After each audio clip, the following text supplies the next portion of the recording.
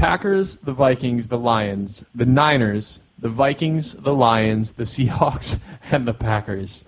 What's your realistic expectations for the Bears come the end of the season? Like, if you could have X amount of wins, what would leave you in a happy place saying, okay, I feel good about this season, and, we're keeping our coach around?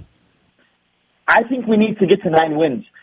Honestly, when you look at the Arizona and New England back-to-back weeks, we have to come out of there 2-0, I think.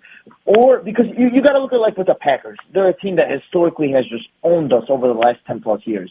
Then you look at the way the Vikings have been playing, man, and they've been playing really, really well. You got to figure we split with at least one of them. And if we could do that and then we knock off the Patriots, who haven't really looked well, we knock off an Arizona team who's been up and down throughout the year. If we could get to 9 wins, I would consider that a success. If anything under 9 wins, I would say, it's kind of almost a failed season. But that also depends how Caleb Williams is looking towards the end of the year. One thing about the Bears is, we always have a very solid defense that's going to carry us no matter what. Yeah, I want to touch on the Packers. You mentioned them. They're at home against the Texans this week. They're minus 2.5-point favorites. That's an odd line, being favorites against this Texans team. I know Nico Collins is out injured. You think the Packers are winning this weekend? What do you got on this game? Yeah, for me, this is a really interesting game, honestly. I looked at last week's example. Last week I was very, very heavy on the Packers. I gave them out with Marty as my best bet at minus 5.5. They ended up winning the game by 20+. Now you stay at home again against the Texans team that's been rolling. I think the line is priced about right. I wouldn't make a bet here. I think this is a game that could go either way. While Jordan Love looked really well last week, this is a Texans team that's been rolling, and they're playing real stingy defensively as well. This is a Texans team that's been limiting people. You limit the Bills to 20 points. This is a team that's limited the Bears to 13 points.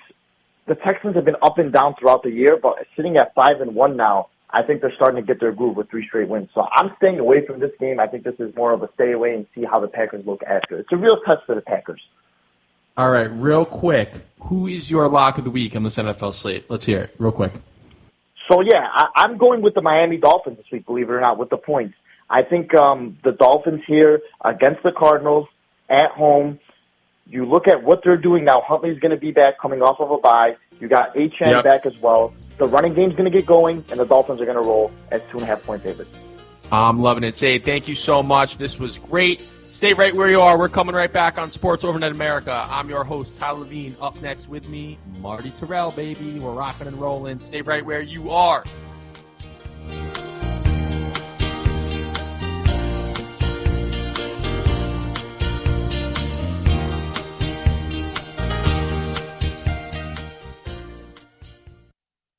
And here's the pitch. Want to score some runs with your family? How about an all-inclusive 5-day, 4-night vacation for 2 adults and 2 children at the OHSAA Hotel in Cancun for only $699. Includes airport pickup, hotel, and all food and drinks, including alcohol. And you can travel anytime in the next 12 months with no blackout dates. So visit CancunEscapes.com/radio to book a family vacation for 4 for only $699. Going, gone with CancunEscapes.com/radio. I'm holding in my hand the American Silver Eagle dollar. It's a beautiful piece of American history, and it's 1 ounce of silver. Originally minted in 1986, these coins are a beautiful classic piece of American history, and they're a great investment you should add to your portfolio.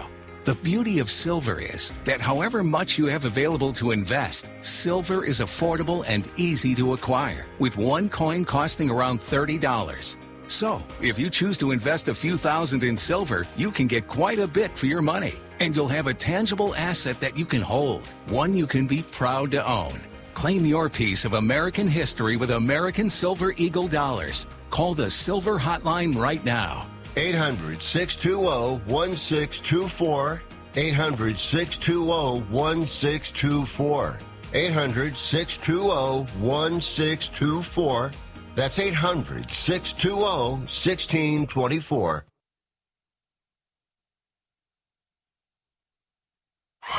My fellow Americans, let the message ring out that from this day forward, when you buy American, you buy the best. Handcrafted, something premium, something pure. For this is the very essence of what our servicemen and women gave their lives to protect And by God, we shall not allow their sacrifice to be forgotten. It's time to show the world just how great American can be. And we will not wait for tomorrow to come. We will stand here, this moment, together, and we will start today.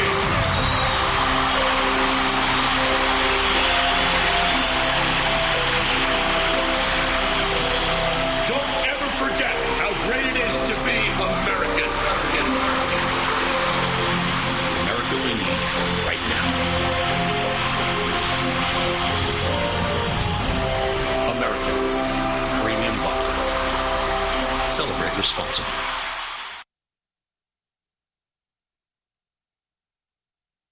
Illegal disposable Chinese vapes are flooding store shelves and infiltrating our schools. The next administration must take immediate action.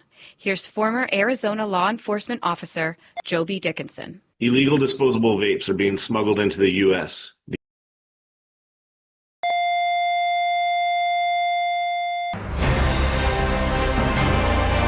Please stand by for this special presentation of the iMedia One Network on the Live 365 Network and the Live 365 app.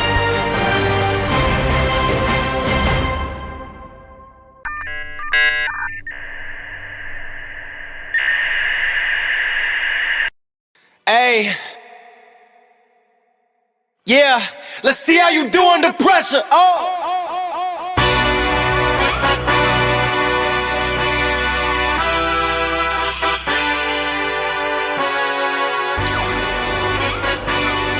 Hey, yeah, let's see how you do under pressure.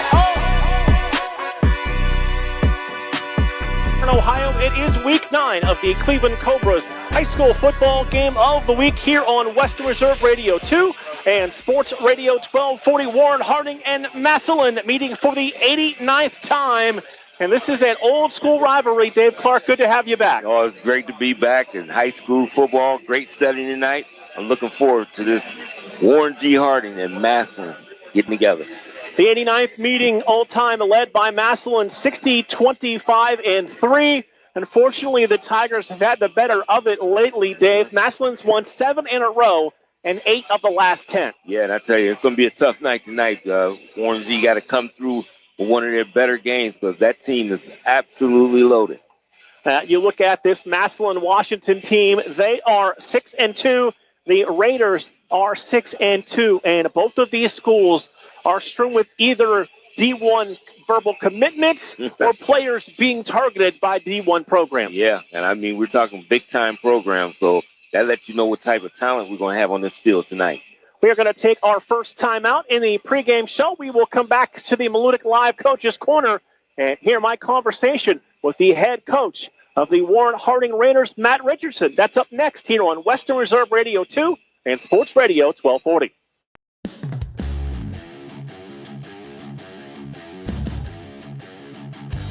Catch all of the spring and summer action of Cleveland Cobras minor league football on the iMedia One Network.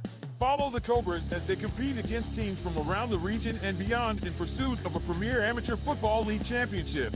And if you're looking to continue your playing or coaching career after high school, college, or even the pros, go to Facebook at Cleveland Cobras Football or call owner Jesse Caldwell at 330-416-3442. Be a part of the excitement of Cleveland Cobras football.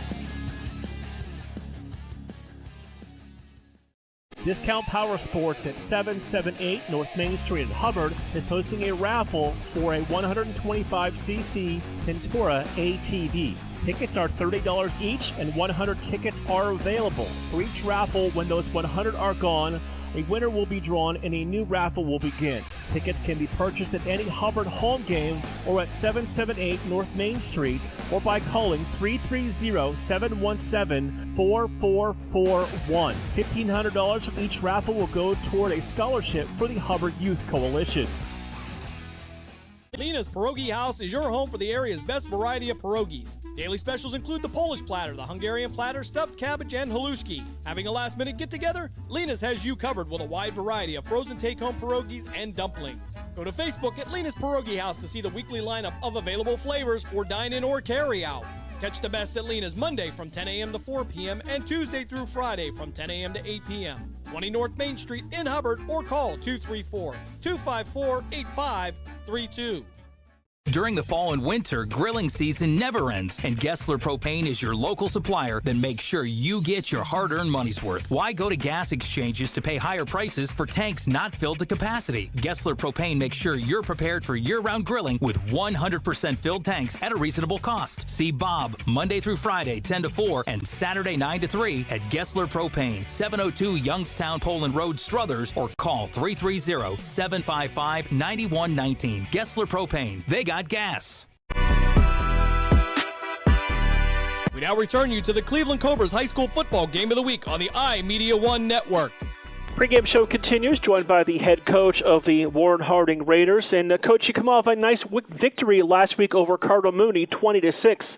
How do you feel your team is playing right now? I think the kids are playing pretty well. The effort is great, and we just try to continue to get better every day. So you've got a big matchup against Massillon this week, but before we get to that, can you just talk about being part of the history and knowing just the meaning behind a game like Massillon and Warren Harding? The history between the two schools speaks for itself. I've been a part of this game when I started early in my coaching career when I coached for Tom McDaniel, so I know the history of the game and the meaning of the game when they started playing each other again. And I know, the reputation that Massillon has and have tremendous respect for their program. Coach, you look at their schedule that they have played this year, and they've been all over the place playing all kinds of teams and even internationally this year. How do you prepare for a Tigers team like that? We worry about ourselves. We just put our heads down and worry about ourselves and continue to try to improve. And whoever the next opponent is, we don't really focus on who they played. We just focus on them and try to put ourselves in the best position to win. When you look at your squad like that, you've had a nice year in every phase of the game. Is there something you're still working on to improve at this point, or is it just improvement across the board? Just improvement across the board. The kids know that I have a high expectation for them, and we're just scratching the surface of where, as far as we've come from June to now, we have a long way to go to be the type of team that should represent Warren. Coach, you said you know the history of a game like this. You've got an opportunity to play this kind of game in front of your home fans. What is it going to take to defend home field and get a big victory this week? It'll start with protecting the football. I mean, the only game that we haven't been in this year is the game where we turned the ball over 5 times. So it's going to start with protecting the football. It's going to take a tremendous effort from our kids, which I think they'll show up. They know the magnitude of the game. I mean, we're playing the state champs, and it's Massillon. So it's a good measuring stick for us. We accept the challenge. We're just, going to go out today and get better. So we're at our best on Friday. When you approach a team like this from an offensive perspective, is your goal to try to establish the run in a game like this, or would you like to be as balanced as possible? I'd love to be as balanced as possible, but the philosophy coming into the year and throughout the year has been find a way to win. Whatever it takes, that's what we're going to do. If it takes it throwing it every down, we will throw it every down. If it takes it running every down, whatever it takes, whatever the game dictates we need to do, that's what we're going to do. But, so that's pretty much it. Coach, it is the 9th week of the season. Have you faced a lot of adversity injury-wise, or have you been fortunate this year? No, we've had some injuries. We've lost our starting tailback. We lost a couple weeks ago. My King Adair hurt his knee, so he's going to be done for the year. We lost him a couple weeks ago. And then early on, week 1, we lost his brother, Mendez Probe, the linebacker. We've been dealing with playing without him since week 1. We've had our ups and downs with injuries, but the beauty of it is it gives us somebody an opportunity to step up and make plays. And we've had guys in and out of the alignment in and out of the lineup, and other guys have stepped up every week. Coach, as always, I appreciate your time and best of luck this week. Thank you so much. And that was the head coach, first-year head coach, Matt Richardson of the Warren Harding Raiders in the Malutic Live Coaches Corner. Coaches Corner is always brought to you by Malutic Live, your home for high school sports. Follow them on social media at Malutic_Live. We'll take our second break. When we come back, we dive into the Massillon Washington Tigers and veteran head coach Nate Moore after this break on Western Reserve Radio 2 and Sports Radio 1240. Green light, let's get it. Green light, let's get it. Green light, let's get it. The Mahoning Valley Federals is the area's minor league football team. After only 2 years in existence and an appearance in the league playoff semifinal game, the Federals are looking to add Valley High School and college talent to help take the next step toward a league championship. For more information on how to become part of the Federals' journey, go to Facebook at the Mahoning Valley Federals Developmental Football Team or contact General Manager John Galbraith at 330-540-1099. The Mahoning Valley Federals, honoring the football tradition in the Valley.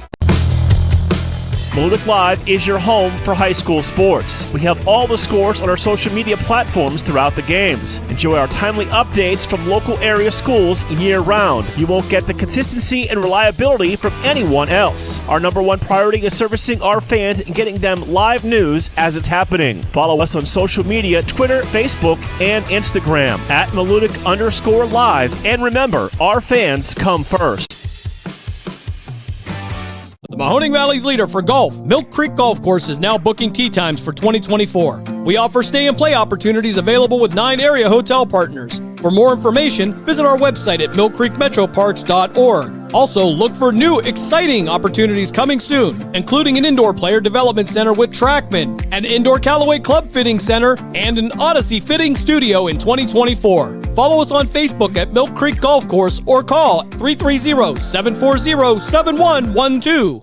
Accidents happen. That's why you need Repair That Glass. Specializing in windshield replacement and all other auto glass, we offer a full range of automotive glass repairs. Our technicians can do everything from minor chip repair to a complete replacement. Your windows don't go up or down, they can fix that too, along with custom glass work and antiques. Repair That Glass is a family-run business for over 40 years. Repair That Glass. Call for your appointment now at 330-534-3192. We now return you to the Cleveland Cobras High School Football Game of the Week on the iMedia One Network. And we welcome you back to Mollenkoff Stadium as we continue in this week's Coach's Corner, brought to you by Malutic Live. And Dave, to say the Massillon Washington Tigers have played an interesting schedule would be a bit of an understatement. They opened up with the NFL Academy London, UK, nationally televised on the NFL Network, a game they won 35-20.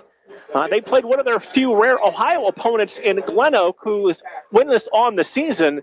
Then it was an interesting stretch. They played Bergen Catholic out of New Jersey, lost 35-21. Canisius of New York beat them 41-7. A very good St. Edwards team back in Ohio that they were able to defeat. And then the last couple of games, DeMatha Catholic of Maryland, Football North Clarkson, Ontario, Canada, and last week against Legacy Sports Sciences in Texas. Oh, man, unbelievable. That type of schedule, and really only a few games here in Ohio. And they went and did a good job. Playing that type of schedule gets them definitely ready for the playoffs. 4 games within the state of Ohio, 6 games with teams from all over the place. Yeah, all over. Of course, they are the defending Division II state champions. Head coach Nate Moore, in his 10th season at 105-24, the winningest coach in Tiger history. Yeah, and that's something, I tell you. And they have been a great school for years, and to be the winningest coach is a great accomplishment. When you look at this team, lots of players, like we talked about, with Division I interest or Division I offers, and it starts with the big tackle in Nolan Davenport, the commitment to Wisconsin. When I say big tackle, I mean 6'6" and 290. Yeah, and now this thing, 6'6" and 290, and he's still growing. So can you imagine once he gets to a college and they put him under their program, Unbelievable size. I mean, and you say offensive linemen in Wisconsin, they kind of go hand in hand between O-linemen and running backs. I mean, we know the Hall of Fame caliber type O-linemen that come out of the Badgers. Yeah, absolutely. They have a great system there as far as offensive linemen. Normally you get somebody from there, they usually pan out in the NFL for sure. And at 6'6", 290 in high school, I'm looking at a guy to probably fill out maybe a little more than about 6'7", and probably about 330 pounds by the time you get in college. Their quarterback, Jalen Slaughter, has an offer from Kent State. The starting running back, Jameer Gamble, offers from Central Michigan and Temple. The backup running back, Mylan Lennox, also holds an offer from Temple. And that lets you know what type of talent we're talking about. Now, that's the backup, who's also getting an offer from the same school as the starter. That lets you know what type of talent they have. And, of course, their punter, which is also their strong safety, Tyler Hackenbrot, is verbally committed to the University of Toledo. Man, I tell you, they got them going there. And they've been known that. They've been known to put people into big schools and giving them the opportunity to get into the NFL. And for the Raiders, of course, Steven Sims, a verbal commitment to Youngstown State for head coach Doug Phillips. Eris Coleman Bay, a verbal to Brown University in the Ivy League. I read one report where he has a 4.7 grade point average. Yeah, I mean, that's off the charts right there. And to be going to Brown, we're looking at not only a great football player, high school football player, but it looks like a future person that's going to be very successful going forward in his life. And, of course, you talk about Chaz Coleman, the quarterback, listed in a lot of places as quarterback athlete. Reportedly 24/7 Sports says he has offers from Florida State, Akron, Hampton, and Illinois, while others have said Michigan State, Kentucky, Youngstown State, Penn State, Kentucky, and Ole Miss. Boy, and that lets you know something. Like I said, I'm looking forward to it because that's some big-time talent that's going to be on this field tonight. And when you look at Chaz Coleman, and you're looking at about 6'5", 260, 270, the epitome of what a speed rusher has become in the SEC. Yeah, and I'm going to tell you, we see that all the time there, and he just fits the mold to be playing in that conference.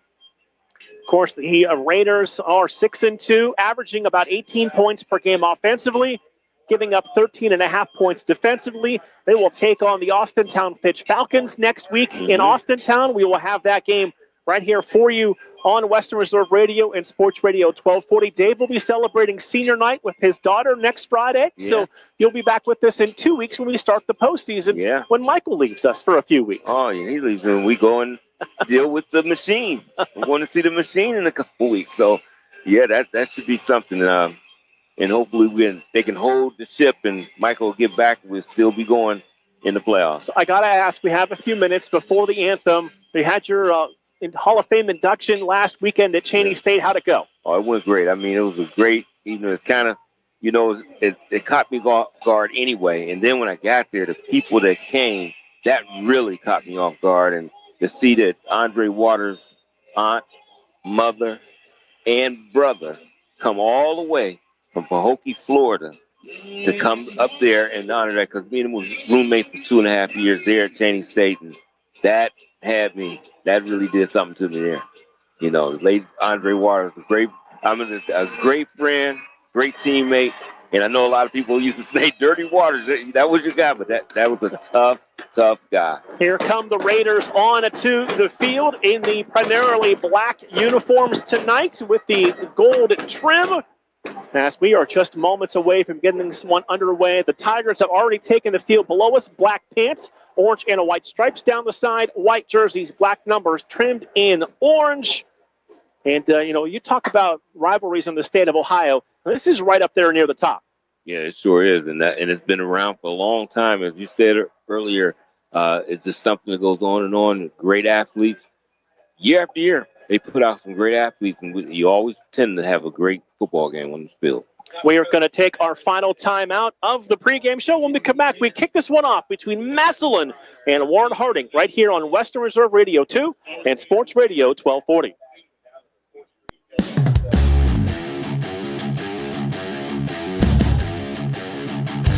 Catch all of the spring and summer action of Cleveland Cobras minor league football on the iMedia One Network. Follow the Cobras as they compete against teams from around the region and beyond in pursuit of a premier amateur football league championship. And if you're looking to continue your playing or coaching career after high school, college, or even the pros, go to Facebook at Cleveland Cobras Football or call owner Jesse Caldwell at 330-416-3442. Be a part of the excitement of Cleveland Cobras football.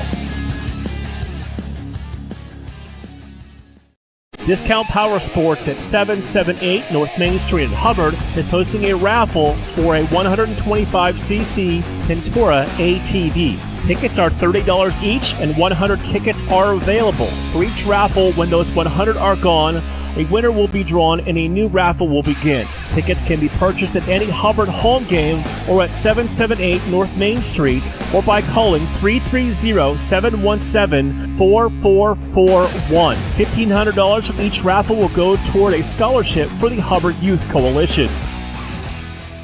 Lena's Pierogi House is your home for the area's best variety of pierogies. Daily specials include the Polish platter, the Hungarian platter, stuffed cabbage, and halushki. Having a last-minute get-together? Lena's has you covered with a wide variety of frozen take-home pierogies and dumplings. Go to Facebook at Lena's Pierogi House to see the weekly lineup of available flavors for dine-in or carry-out. Catch the best at Lena's Monday from 10 a.m. to 4 p.m. and Tuesday through Friday from 10 a.m. to 8 p.m. 20 North Main Street in Hubbard or call 234-254-8532. Would you like a copy of one of the exciting games you heard on the iMedia One Network? Just email us and we'll tell you how to get one. Email davidferris.westernreserveradio@gmail.com. That's davidferris.westernreserveradio@gmail.com. We now return you to the Cleveland Cobras High School Football Game of the Week on the iMedia One Network. And we welcome you back to Mollenkopf Stadium, getting set to get tonight's game underway here on Western Reserve Radio 2 and Sports Radio 1240. Remind you, you're listening to Sports Radio 1240, WBBW Youngstown, a communist media station, and Western Reserve Radio 2, part of the iMedia One Network. Mark Means, Dave Clark, Michael Rickard, of course, Matthew Craven back at our Western Reserve Radio 2 studios in Struthers as we are set to get this one underway this evening. And tonight's kickoff brought to you by Repair That Glass in Hubbard, reminding you accidents happen. That's why you need Repair That Glass. For an appointment, call 330-534-3192. The Raiders will kick, and the Tigers will get their hands on the football first to begin tonight's game.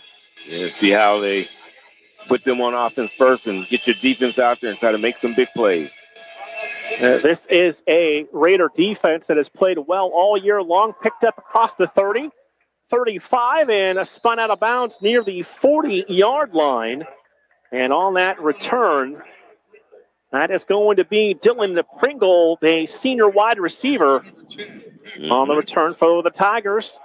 They will set up right near their own 40-yard line, Dave, going right to left to begin the opening quarter. Yeah, and I'm sure they're going to try to do something on defense. A lot of times when you kick that ball, you want to have a good defensive showing. And that's what they're going to have to come out here and do. So it'll be 1st and 10 for the Tigers. It'll begin with trips. Excuse me, that's twins to the right. That's actually an official. Looked like a wide receiver over there for a moment. And we've got movement up front already on the first play of the game.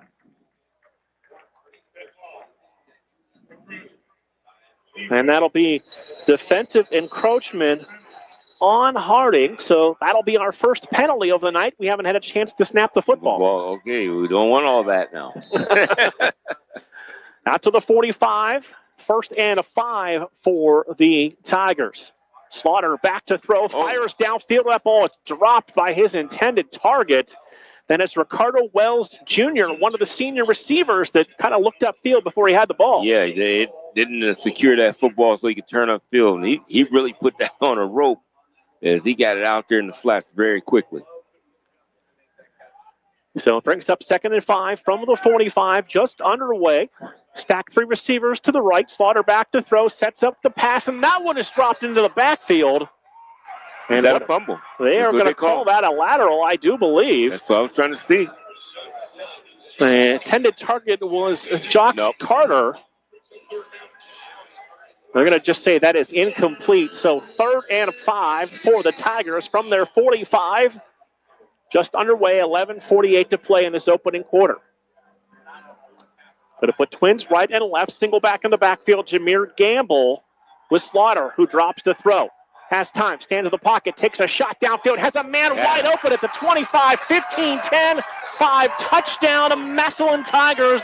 Lennox Lemon, 55 yards on the pitch and catch from Slaughter. Yeah, I was trying to get that number 1. Yep, number 1. So at the 4:40 mark, Slaughter to Lemon from 55 yards out, and the Tigers are on the board.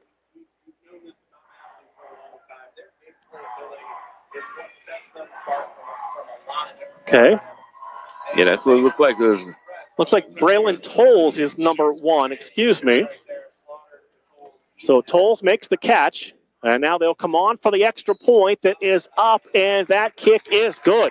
So 11:40 to play in this opening quarter, and a 7-0 lead for the Tigers here early. Well, I tell you, he had 2 errant throws. I can't really say errant throws. They just got on the receivers really quick, and they wasn't able to adjust and catch that ball. But they made up 1 strike, 55 yards downfield, and we got our first score of the game. So Tolles on the 55-yard reception from Slaughter. And he was kind of wide open right down the seam. Yeah, I mean, right down the seams. And I'm kind of shocked because looking at the secondary where they're playing really like a 3 safeties in the 2 corners, that usually doesn't happen. And it was wide open. Somebody missed the assignment somewhere for sure. So the Tigers take an early 7-0 lead. Not what the Raiders were trying to accomplish after kicking the ball away to begin the game. Yeah, absolutely. So Massillon set to kick the football. See, that looks like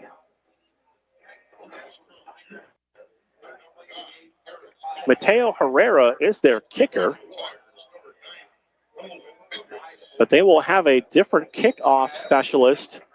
This will be Nolan Hendricks, number 90, handling the kickoff, and he booms this kick right to the goal line and out of the back of the end zone. That's why he's kicking off. Yeah, for sure. On the fly, he gets there no problem, 60 yards away. And he puts it right into the end zone. So the first possession for Chaz Coleman and the Raiders. Under first-year head coach Matt Richardson, they come in as 6-2. We'll see B.J. Coleman, Steven Sims, along with Elijah Phillips, Raekwon Hill, and Davion Blackwell. So they go deep into the backfield, even though they've had some injuries this year. Yeah, they do. They sure do. They have some talent in those skill positions. And see if they can do anything with this football now. 1st and 10 for the Raiders. Single receiver in the formation out to the left. Single back in the backfield with Coleman. He's going to pitch it to the tailback, trying to turn the corner. He got swallowed up for about a 2-yard loss, as there was no running room that time for the Raiders trying to get the ball up the corner. Yeah, I was trying to see if that was Steven Sims or DeAndre Thomas. I think it was Sims, though. And that's who that was on that carry. So Sims will lose a couple. Steven Sims on that carry, yep. Mm-hmm. So Sims, the verbal commitment to Youngstown State and Coach Doug Phillips. Chaz Coleman now with a running back next to him in the backfield. 3 wide receivers as he drops the throw. In the face of pressure, lobs the pass out there that is caught by one of the Raiders to the far side and out to the 25-yard line. That's a gain of about 7 yards. It's going to set up 3rd down and near 5 yards.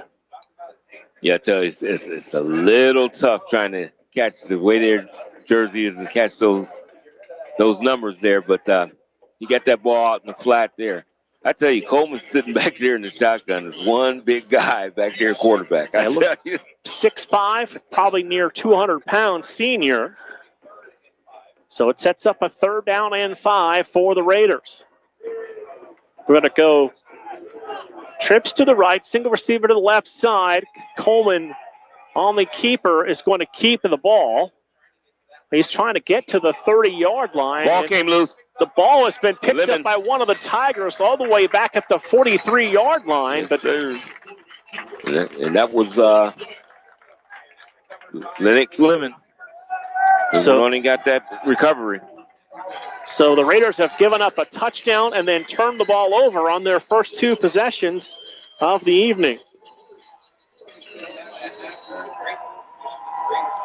So the Tigers take over 1st and 10 with Jalen Slaughter, the senior quarterback. Yeah, I tell you, they give them great field position to start off again, and they don't want to get too far behind in this game. Tigers, 2 receivers and a wing to the right. 1 receiver split out wide to the left. They will keep it with Slaughter across the 40, 35, 30, cuts back 20, 15-yard line, and Slaughter's going to be pulled down right there. It's going to be a 1st and 10 for the Tigers at the Raider 15-yard line. Yeah, great ball handling right there by Slaughter. No one knew who had the football, and he took it out on the left wing there and had a lot of yards and a lot of room to run. They're going to spot the ball down at the 16-yard line. Big gain for Slaughter, the dual threat quarterback at 6', 170. They're going to run it for the first time right up the middle. And that's Jameer Gamble on the carry. And Gamble's down to about the 12-yard line. Second down and 6 as we go under 10 minutes to play in this opening quarter. Yeah, they're in total control of this game right now. And they got a little tempo going also on offense. So Slaughter going to go up under center this time. He will hand the ball off to number 21, Jameer Gamble. And Gamble's going to get down to the 10-yard line, maybe the 9. He'll have a pickup of a couple. And it brings up 3rd and 3 for the Tigers. Yeah, they're getting off the line real quick, Mark. And I tell you, being able for the back is even touch, they're already 2 yards down. And I tell you, it's going to be tough to stop them if they continue that way. So 3rd and 3. Slaughter going to work out of the pistol. Gives the handoff to Gibbs. Try to bounce to the outside, and he's pulled down back near the 11-yard line. It's going to bring up 4th down for the Tigers. Yep. That will bring on the sophomore kicker, Mateo Herrera, listed in the roster at 5'5" and 140. That little kicker coming on. Doesn't matter how big you are if you can kick the football. That's absolutely right. Let's see. So the holder puts his knee down at the 18. Make this a 28-yard attempt. Hash mark to the right for Herrera. Snap down, kick on the way, line drive, kick is good. So with 8:30 to play in the opening quarter, it is now Massillon 10 and Warren Harding 0. We're back after a quick break on Western Reserve Radio 2 and Sports Radio 1240.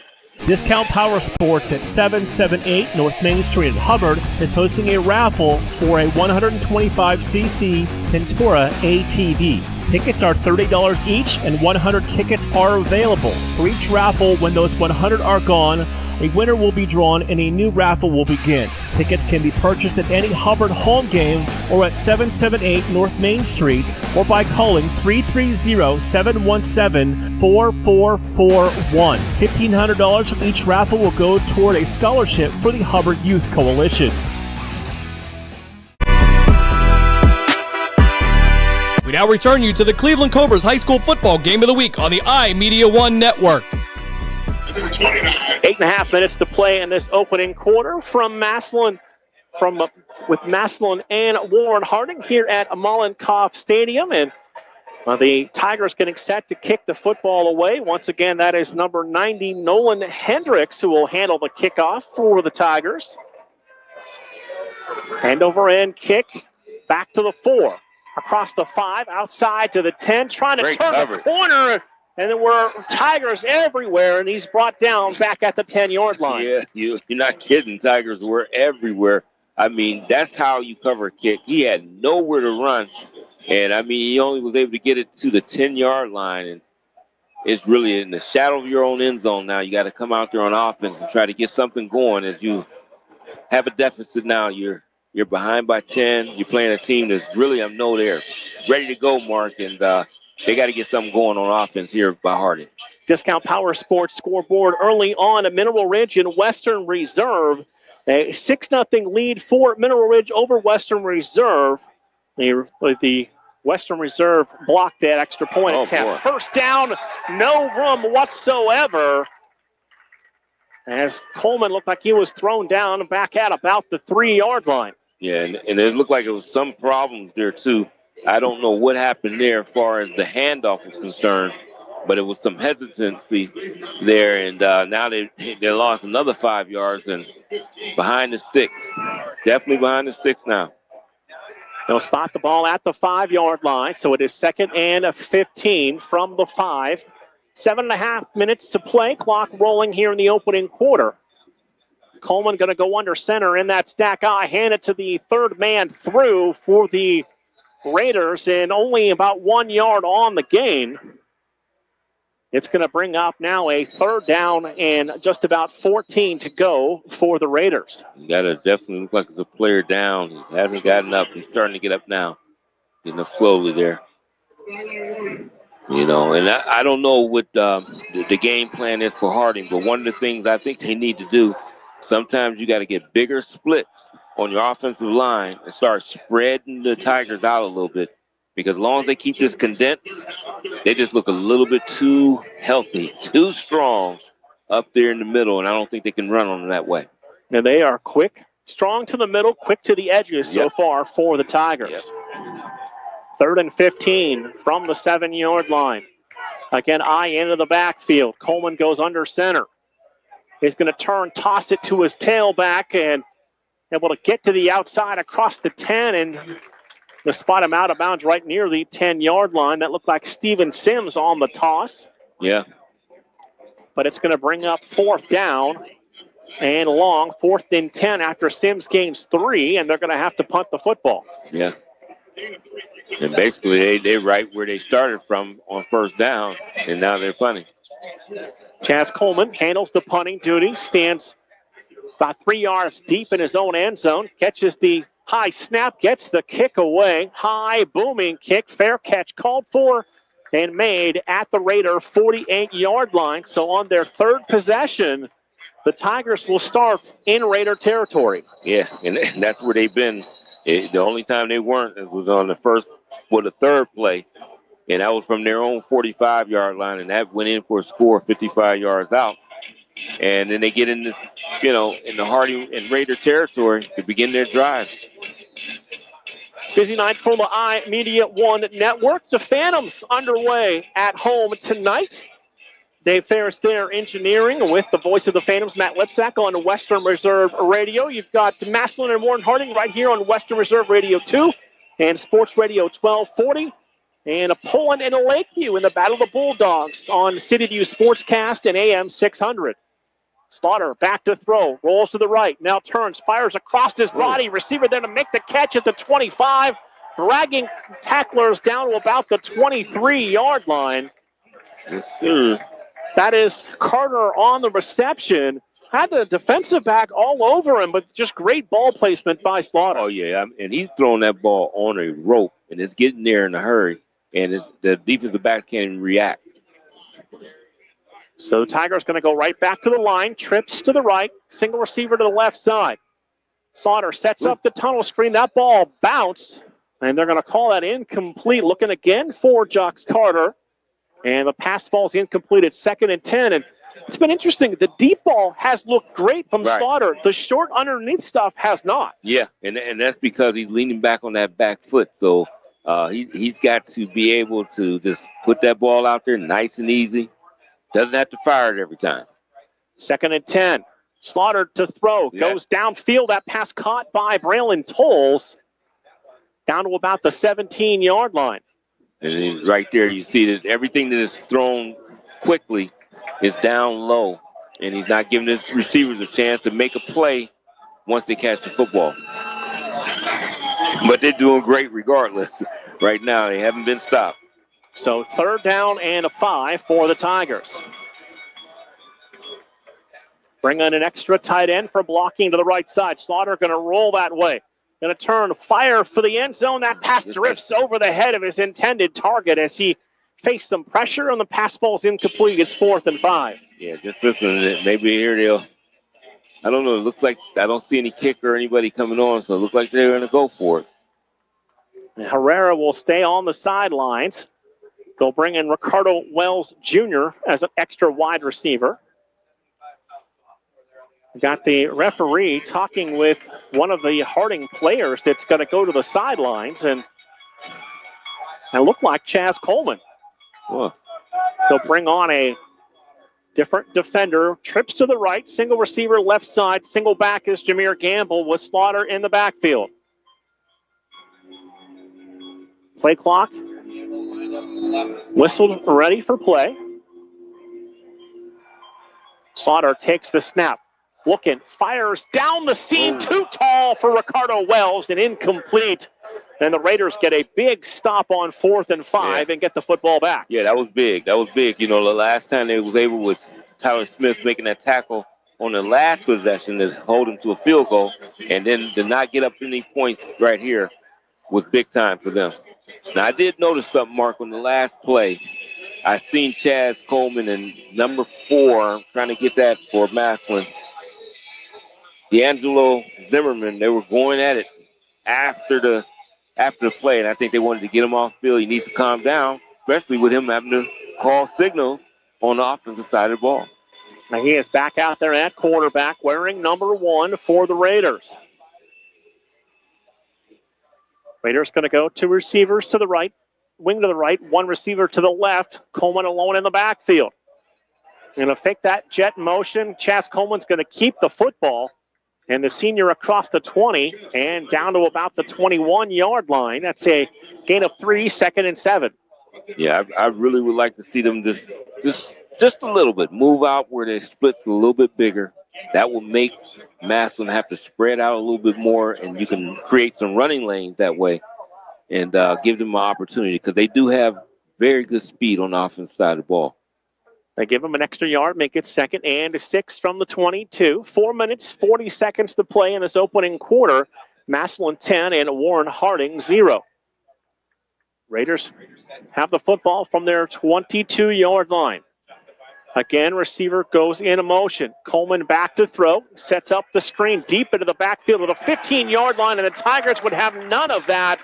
And he is going to be tackled back at the 15. That's a loss of 7. And brings up a 3rd down and long. Looked like Trayon Williams on that tackle. Yeah, I tell you, that was just a slow developing play. That you got to get it way out on the numbers and then try to make something happen. It just takes too long to really get something going on that. 3rd and 12, back at the 16-yard line. Under 4 minutes to play here in the opening quarter. Massillon 10, Warren Harding 0. Raiders will go trips to the right, single receiver to the left side. Coleman going to roll to that strong side. Fires down the seam and a little too tall for his intended target at the 35-yard line. Trying to get the ball to Eris Coleman Bay, the Brown verbal, and it brings up 4th down for the Raiders. Yeah, just missing too. Not a bad pass on the run that way. Just missing, just outside his grasp. So 2 returners drop back deep for the Tigers at about their 48-yard line. Chaz Coleman back there to punt the football away. Tyler Heckenbrot to return this kick. He'll pick it up cross midfield at the 45. Spins off a tackle and then pushed back at the 41-yard line. And that is where the Tigers will start 1st and 10 at the Raider 41-yard line. Which one? Yep. Yeah, it looked like. Yeah, okay. It's at the 2-yard line there, Mark?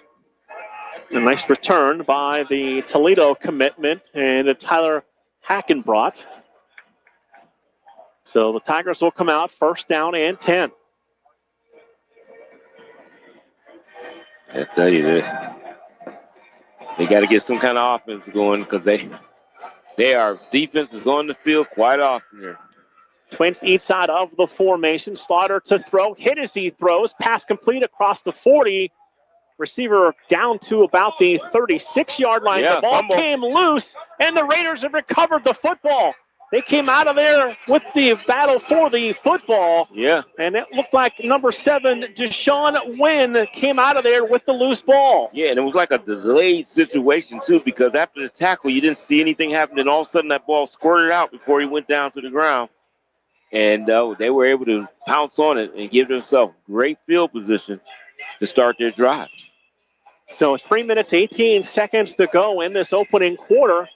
And a 10-0 lead for the Massillon Tigers. And what are you seeing offensively from the Raiders? They just haven't been able to get things going. No, and it's going to be tough because their lineup on the line is very close. They're really not getting a lot of space in between, so they're keeping everything condensed. And with the strength of, I think that's the strength of the Tigers. Down the middle, they're powerful there and quick on the ends, so there's nowhere to run. And I just think you need to spread them out a little bit, create some running lanes. And they do have some good athletes there for Harding that maybe they can break one or, start to get some type of momentum on offense going, because it's usually been 3 and out. And this is a Massillon team, Dave. They've won 23 of their last 25 football games. They ran the table 16-0 last year, winning the state title. Yeah. So losing 2 this year is like, oh, what is that? I'm not used to it. They're one tough football team. So 1st and 10 for the Raiders from their 35-yard line. Sims goes in motion. Back to throw. Pass caught by Sims. And able to get upfield near the 45-yard line. That was James Jones, the sophomore, and that quarterback on that play, who also took a big hit. Yes, he did, and got right up.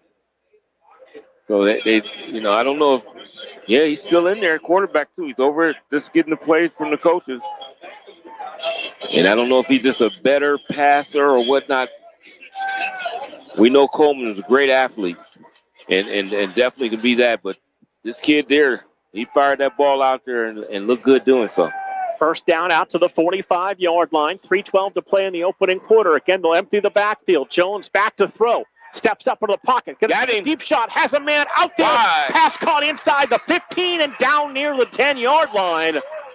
As the receiver did a great job to run under that football, and a big play in the passing game for the Raiders. Yes. I mean, that ball was perfectly placed. Put it right on target. It was, the coverage was a little behind, but they were there where they could have maybe try to make a play. But when it's thrown that perfectly, you can't do anything about it. Just make the tackle. Make sure he doesn't score.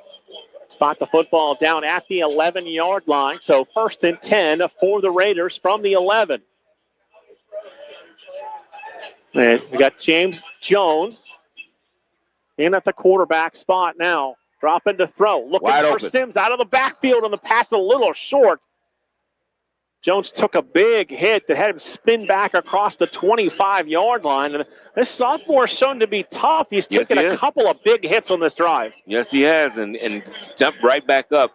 And right there, that pass looked, as you said, it was short, but I feel that was the receiver's fault there. He was wide open. When he broke out of the side there was nobody around him. You got to be looking back for the football right then. You can't just keep on floating out there because you actually float into the coverage. There's a little pocket there. You get right there, get that football, and then try to make something happen. So 2nd and 10 from the 11-yard line. Jones takes the snap, gives the ball to Sims, and he'll run right into the arms of a defender for no gain. This is going to bring up 3rd down and 10 from the 11-yard line, and this is a big 3rd down conversion attempt for the Raiders. Right, I tell you that. I'm impressed with this kid. He's only a 10th grader. His poise, being knocked around like that, hasn't really, sometimes you see him get shy. He's not even concerned about it. He stands right in there. 3rd and 11 from the 12-yard line. Under 2 minutes to play in this opening quarter. Single receiver left, trips to the right side. Jones takes the snap, stands into a clean pocket, tried to throw the back shoulder fade that sailed on him. And the incompletion brings up 4th and 11 from the 12. See if they're going or they got a kicker here. I'm trying to see. So they used Coleman as a wide receiver there. Yeah, sure did. Not able to complete that. So this will bring on Jaron Edmonds, the sophomore. They'll put the spot down at the 19, so make this a 29-yard field goal for Edmonds. Hash to the left. Snap a little high. Edmonds' kick is on its way, but it is no good with 1:41 to play here in the opening quarter. We'll keep it here with Massillon on top of Harding by a score of 10-0. And since we have been here one time this year so far tonight, beautiful new video board here at Mollenkoff. Yeah, it is. Absolutely is beautiful. And clear vision of that scoreboard. It looks great here. Big time different from the one from last season. And no obstructions for us as well. Right. This kickoff brought to you by Repair That Glass, reminding you accidents happen. That's why you need Repair That Glass, offering a full range of automotive glass repairs. For an appointment, call 330-534-3192. Yeah, they got to come up big on defense here, and they have played decent on defense to be able to stop them. Turn, give it on a handoff on first down for the Tigers across the 25, out near the 27-yard line.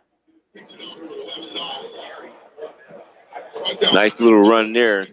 And it didn't look like he got much when you just watching it. And here he's got about 8 yards on the play. That's Peyton Mitchell, number 32 on the carry for the Tigers. So it sets up second down and 3 from the 27-yard line.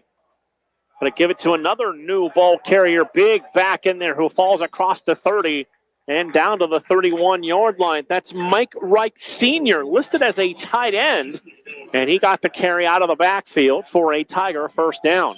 Yeah, and wanted to hear this, 5'11", 285 in the backfield. Oh, my goodness. They come in all sizes for the Massillon Tigers, including a 6'6" offensive lineman. Yes, we've seen that.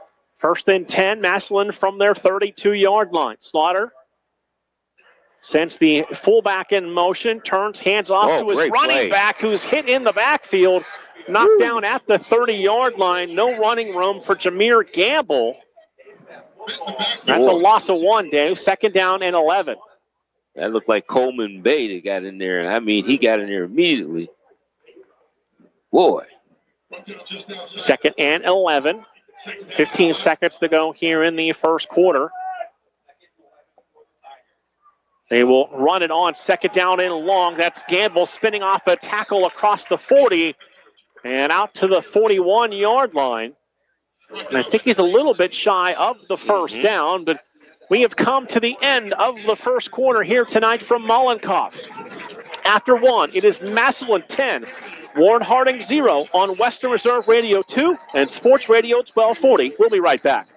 Discount Power Sports at 778 North Main Street in Hubbard is hosting a raffle for a 125cc Pintura ATV. Tickets are $30 each and 100 tickets are available. For each raffle, when those 100 are gone, a winner will be drawn and a new raffle will begin. Tickets can be purchased at any Hubbard home game or at 778 North Main Street or by calling 330-717-4441. $1,500 of each raffle will go toward a scholarship for the Hubbard Youth Coalition.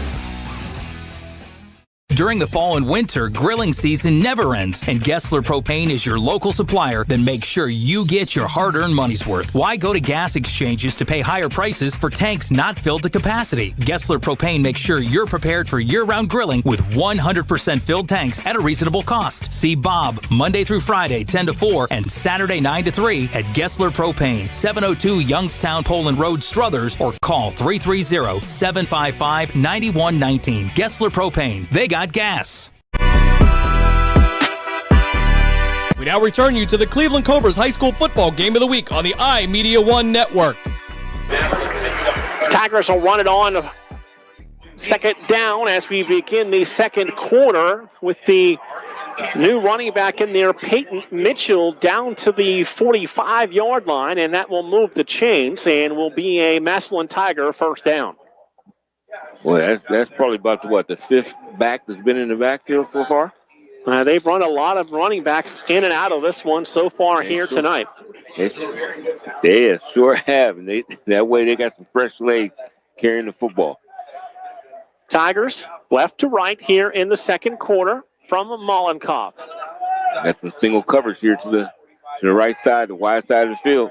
Slaughter rolling, looking that way. Time. Now he'll turn and fire, and he's not able to take that pass as he is going to be hit for a sack, and a flag comes in late. I've seen that. At the end of the play. Up there defensively for the Raiders, Deshaun Wynn again wreaking havoc in the backfield. Let's see what this penalty marker is. Personal foul.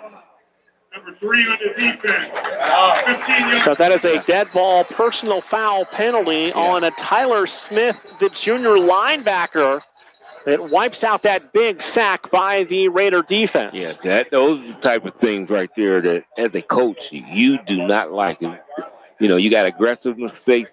That's just a mental mistake right there. You can't have that, especially after a big defensive play by Wynn.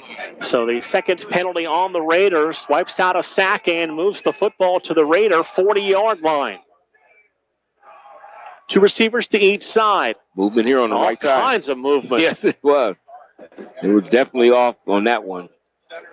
I think you could pick your offensive lineman on that play, Dave. Yeah. So they call that penalty on Marcus Garner Jr., the sophomore offensive lineman that is just 6'1" and 285. Yeah, that is a sophomore. First and 15, back to the 45-yard line. Again, twins to each side. Slaughter to throw, pulls it down, fires downfield, quickly pass caught, tackle broke across the 35, and down to the 33-yard line. Yeah, nice move by the receiver there to turn that in. And is that Braylon Tolles again? That was Braylon Tolles, the 6'1", 175-pound junior on the reception. And these receivers from Massillon are strong. They break a lot of tackles. They sure, and smart, too, to turn that back in, fake one way, turn it back in, and was able to pick up more yardage. Great move. Gain of 7. Slaughter sets up the tunnel screen. Receiver made the catch and was denied the 30-yard line as a host of Raiders there to knock Ricardo Wells Jr. out of bounds. And Slaughter wanted to go that way. He had made his mind up to go that way. He's going to have to watch it, though, because those defensive backs watching on that play, they're starting to creep up, looking at those outside passes like that, and you'd be off timing on one of them, and it could be a pick 6.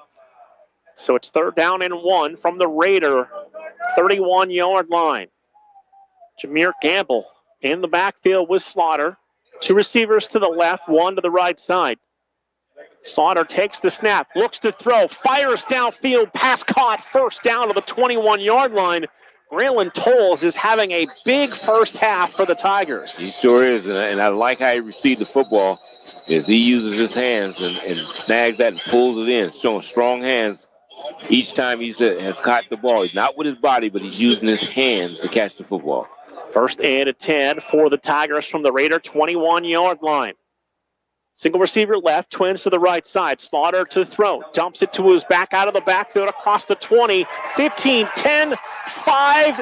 And tight ropes the sidelines and in for a 21-yard touchdown. That's Slaughter to Jameer Gamble for the touchdown for the Tigers. And Tolles is out there. Well, he's got up now. He was a little shaken up, but you got to credit Tolles out there as the receiver. What a great block, and to hold his block out that way, enabling his running back after he caught the ball to get out there in the flats, and it was wide open after that and into the end zone. Mateo Herrera on to attempt the extra point. Xavier Owens, the running back, the sophomore, will hold. Snap is down, extra point on the way. And the kick is good with 9:21 to play here in the first half, Dave. Massillon has pushed their lead out to 17-0. And Slaughter, big first half throwing the football, 8 of 13, 137 yards, and a pair of touchdowns. Yeah, I tell you, that last big drive there that Warren Harding had, and not to come away with any points, was really damaging for him. As Massillon was able to get that ball and turn it into 7. And it really puts him down now at 17 zip. We've seen the Raiders have some success moving the football. They just have not been able to finish drives so far tonight. Well, especially when Jones came in at quarterback. I mean, he sparked them. He has a good arm. I'm telling you, for a 10th grader, I mean, throwing the back shoulder, putting the ball and just dropping it right in the bucket 40 yards down the field. Looked real good there. Getting hit and knocked around, Mark, and doesn't show anything that's like it bothers them at all. So they got a guy that's coming up and really could be a top-flight quarterback for them.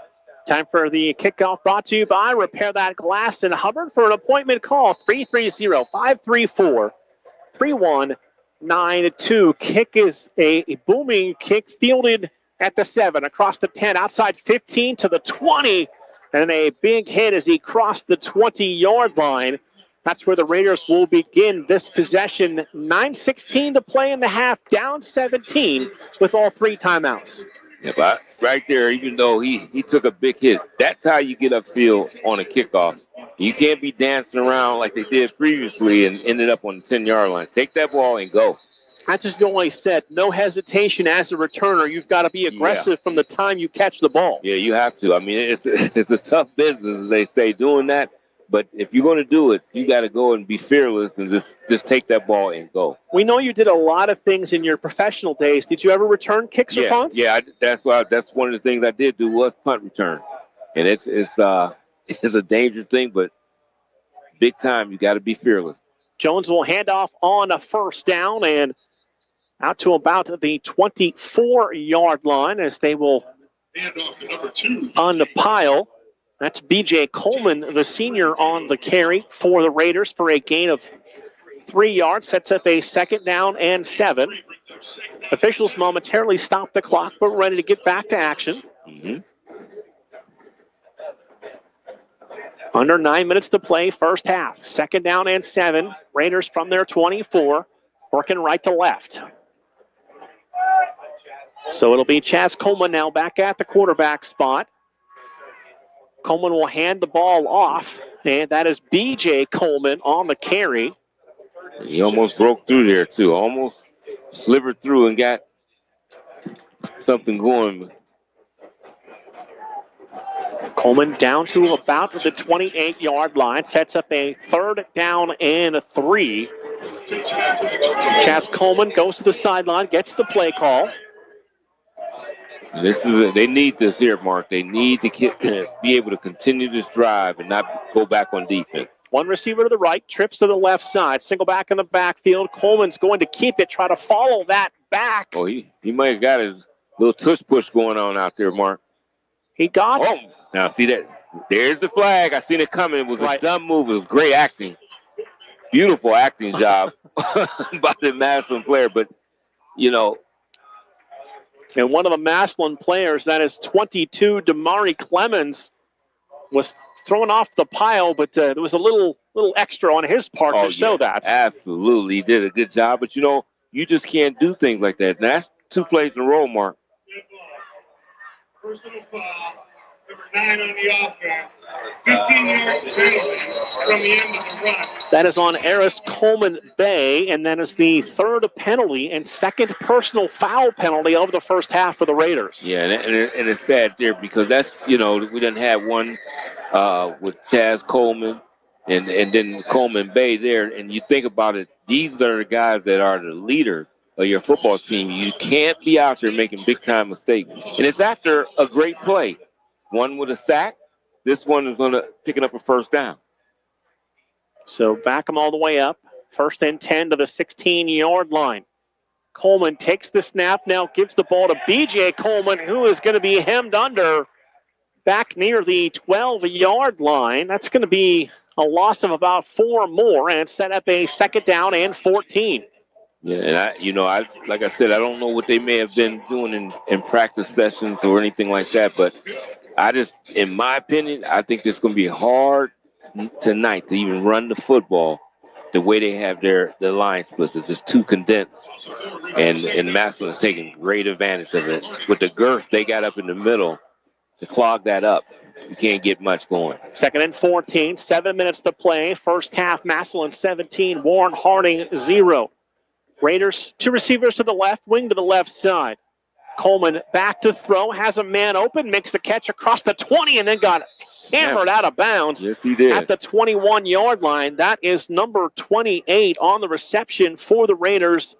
McKing Adair, a sophomore, on the reception. Excuse me, at 28. That was Marcus Crum Jr. Yeah. So this will be a 3rd down and 4.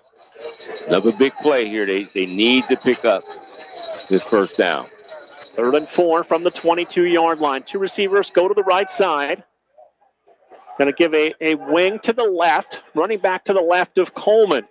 Drops to throw. Deep in the pocket. Pressure. Stepping up.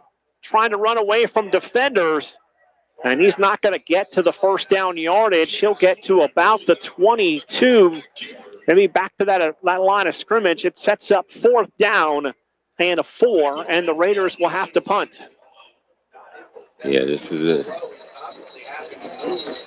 Yeah, well, we done heard that before. Setting up the punt, and that's something they don't want to continue to have to do all night long here. Heckenbrock and Pringle back to return this punt from Chaz Coleman. Good snap back to Coleman, who gets away a booming high kick. Heckenbrock makes the catch. First man misses. Gets across the 40 to the 45 and down near the 46-yard line. So Heckenbrock with a nice return spins off the first tackler and sets up another short field for the Tigers. Yeah, and you know, that was a very good kick there, but the team could not get down. The kick team could not get down there except the one player there, the gunner, and he was able to get away from him, and then that way he was able to return that about 12 yards to get a nice return and their own 47-yard line, but that's great field position. Discount Power Sports scoreboard, 2 minutes to go in the half. It is Western Reserve 7 and Mineral Ridge 6. Tight one there. Slaughter sends a man in motion, turns, gives the ball off to his tailback, trying to sweep outside across the 50 and down to the 48-yard line into Raider territory. That's Jameer Gamble. 5'10", 190 and a senior, holding offers reportedly from Central Michigan and Temple. Yeah, and that's, I tell you, they have some good backs there, and we done seen numerous of them, about 4 so far, that came in this game and ran the ball really well. Gamble gets 5. It's 2nd and 5 from the Raider 48-yard line. 2 receivers to the left, 1 to the right side, and a flag comes out.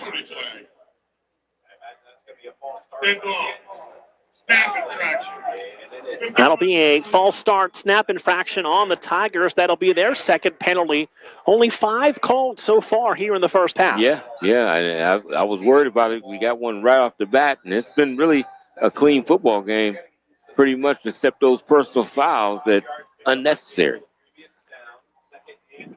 So 2nd and 10 for the Tigers. Same look. 2 receivers left, 1 to the right side. Slaughter to throw. Quick out. Receiver made the catch. Got a big block across the 50, 45, 40, and down to the 38-yard line. I tell you, nice play, nice move out there to get away from the initial defensive back there that came up and tried to make that tackle, and Solero McCoy. And I tell you, you got to break down. You can't just run full speed up and try to make a tackle.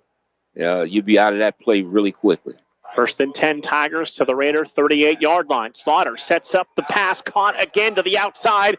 Got 1 block across the 30 and slammed down at the 28-yard line. The ball came loose. They're going to call probably the ball caused the fumble, and the ground cannot cause a fumble. That was Jaquez Carter who made the reception. And we've got a Harding player a little slow to get up at the 33-yard line.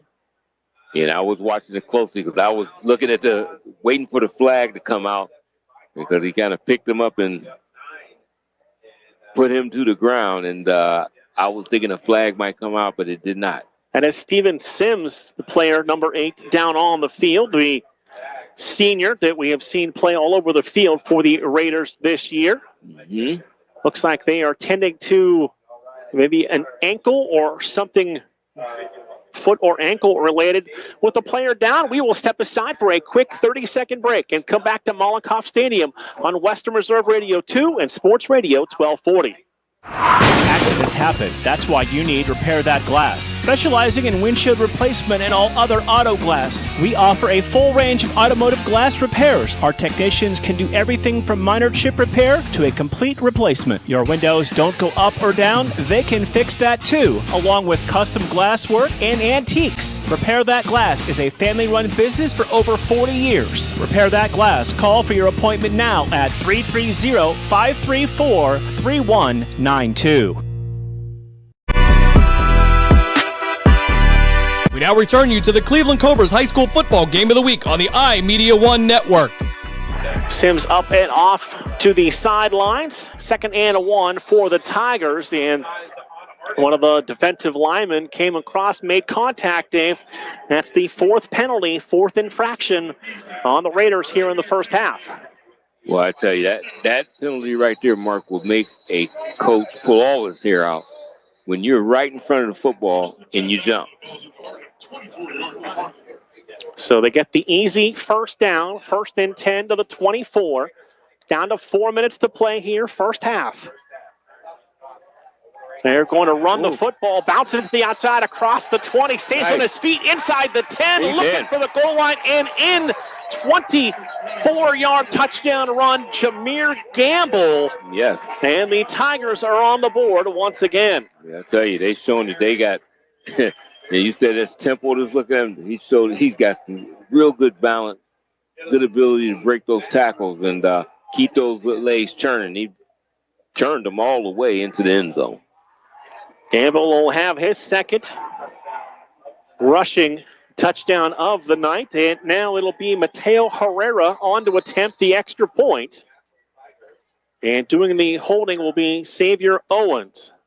Snap a little high, and the extra point is up.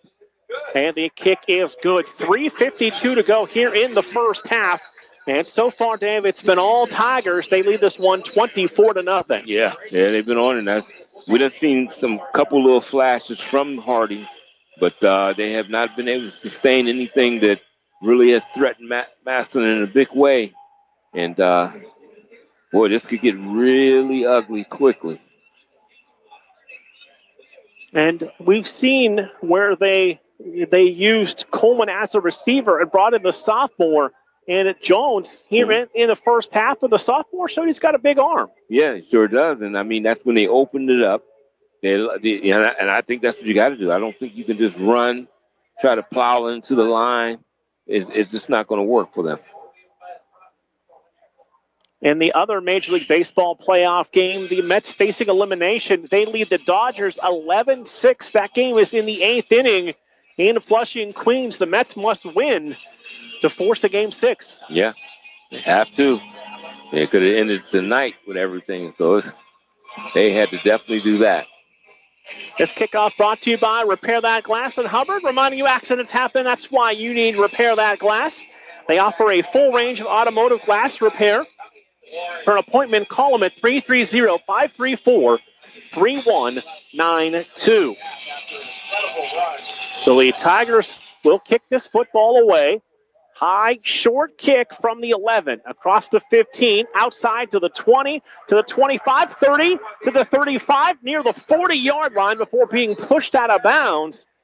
And we've seen something that the Raiders have discovered in the return game the last couple of opportunities. Yeah, and one of them is actually, like we said, not to hesitate, this haul yourself on there and keep going, and that's exactly what they did.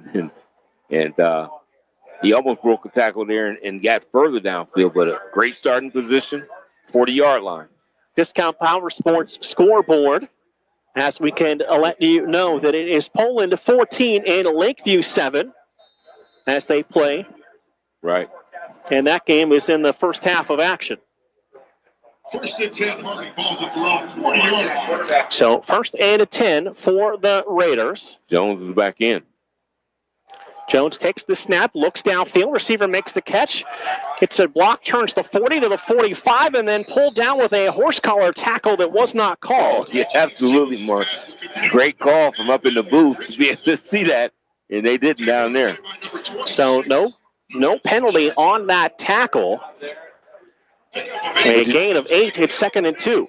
It's just, everything is a little bit more sluggish with Coleman. That he zipped that ball right out there in the flat really quickly, and you see he was able to get upfield and get some positive yardage.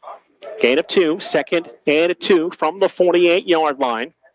3 minutes, 37 seconds to play here in the first half. 24-0 is the lead for the Massillon Tigers over the Warren Harding Raiders. Jones drops the throw, pressured in the pocket. He's going to be sacked back near the 38-yard line as the Tigers have been getting pressure in the backfield all evening long. They definitely got back there, and there he showed where he was a young quarterback there. He started to hesitate, not knowing what to do, and first thing he could have did is just got rid of the football towards the out-of-bounds place and just put it out of bounds and live for another day. This will set up a 3rd down and long, 3rd and 11 for the Raiders. Trips to the right, single receiver to the left side. James Jones, the quarterback, running back to his right side. Jones takes the snap, sets up the screen. Receiver made the catch, but was not able to turn upfield.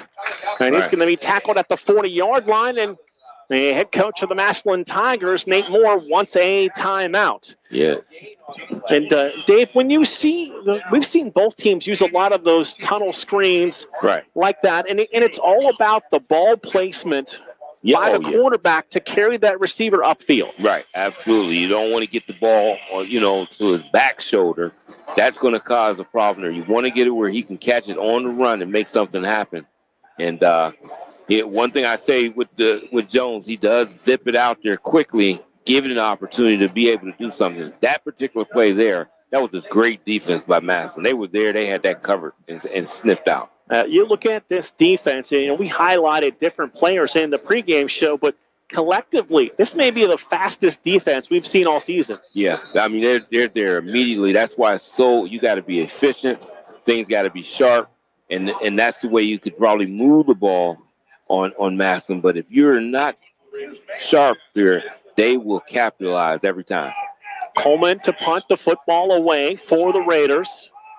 Back deep it is Tyler Heckenbrack back to return. So Coleman at his 27 rushes on, gets the high kick away. They're just going to back away from this. The returner was contacted, but he touched the football. Did he touch it? It looked like Heckenbracht touched the football. This should be Raiders' ball. We've not gotten an indication yet. No, he's going to say he didn't. He's calling. I think they're going to have a discussion now with the other ref, but it definitely looked like from here that he touched that football. Well, the returner took a huge hit where he couldn't make a play on the ball, but then it did deflect off of him. At least it looked like from our height, and we were probably the highest we're going to be in a press box all season. Yeah, absolutely. We're up and you could see it really good. And the one thing about Heckenbach, he came up, and he did not come up. They say he did not touch it. Man, I don't know about that. So after a conference of officials, they will say this remains Massillon football at the 28-yard line. And this is why it's so important for Harding to be efficient in their offense. They needed to score and had to score on it because these are the type of things you don't get the breaks you need sometime, and that's one I think they might have missed. 1st and 10 for the Tigers from the 27-yard line. Two receivers to each side. Slaughter back to throw. Fires downfield. Good hands catch by Braylon Tolles. Tolles will get 5. It's 2nd down and 5. I tell you, I'm impressed with Tolles. He catches that ball with his hands and make it secure. So he's doing a great job tonight. 2nd and 5 out to the 33-yard line. 2.5 minutes to play here in tonight's first half. Slaughter to throw it again. Steps back, fires downfield. 35 receiver makes the catch. That's Ricardo Wells. And Wells is going to go down shy of the 45-yard line, but that will be a Tiger first down. Yeah. Keeps the drive going. And we know that they want to try to put another score on the board if they can. Trips to the left, single receiver to the right side. Slaughter to throw, steps up in the pocket, bangs into his own lineman, and was taken back down inside the 40-yard line. Number 7, Deshaun Wynn. That's Deshaun Wynn again, his second sack tonight for the Raiders. 2nd and 15, under 2 minutes to play. Raiders 3 timeouts. The Tigers have a pair. Slaughter to throw. Downfield, great, almost a one-handed catch by Ricardo Wells, but not able to grab it, and then it'll fall incomplete. We approach the 8 o'clock hour. You're listening to Sports Radio 1240, WBBW Youngstown, a Cumulus Media station, and Western Reserve Radio 2, part of the iMedia 1 network. 3rd down 15 from the 39-yard line. Twins to each side of the formation. Single back to the right of the quarterback, Jalen Slaughter, who drops the throw. Slaughter pressured, thrown down back inside the 30 at the 28-yard line. And the Raiders have turned up the pressure on this drive. Yes, they have. And that was with a 4-man rush. It wasn't a blitz or anything. They just came with a lot of force there, and he had no time to get rid of the ball.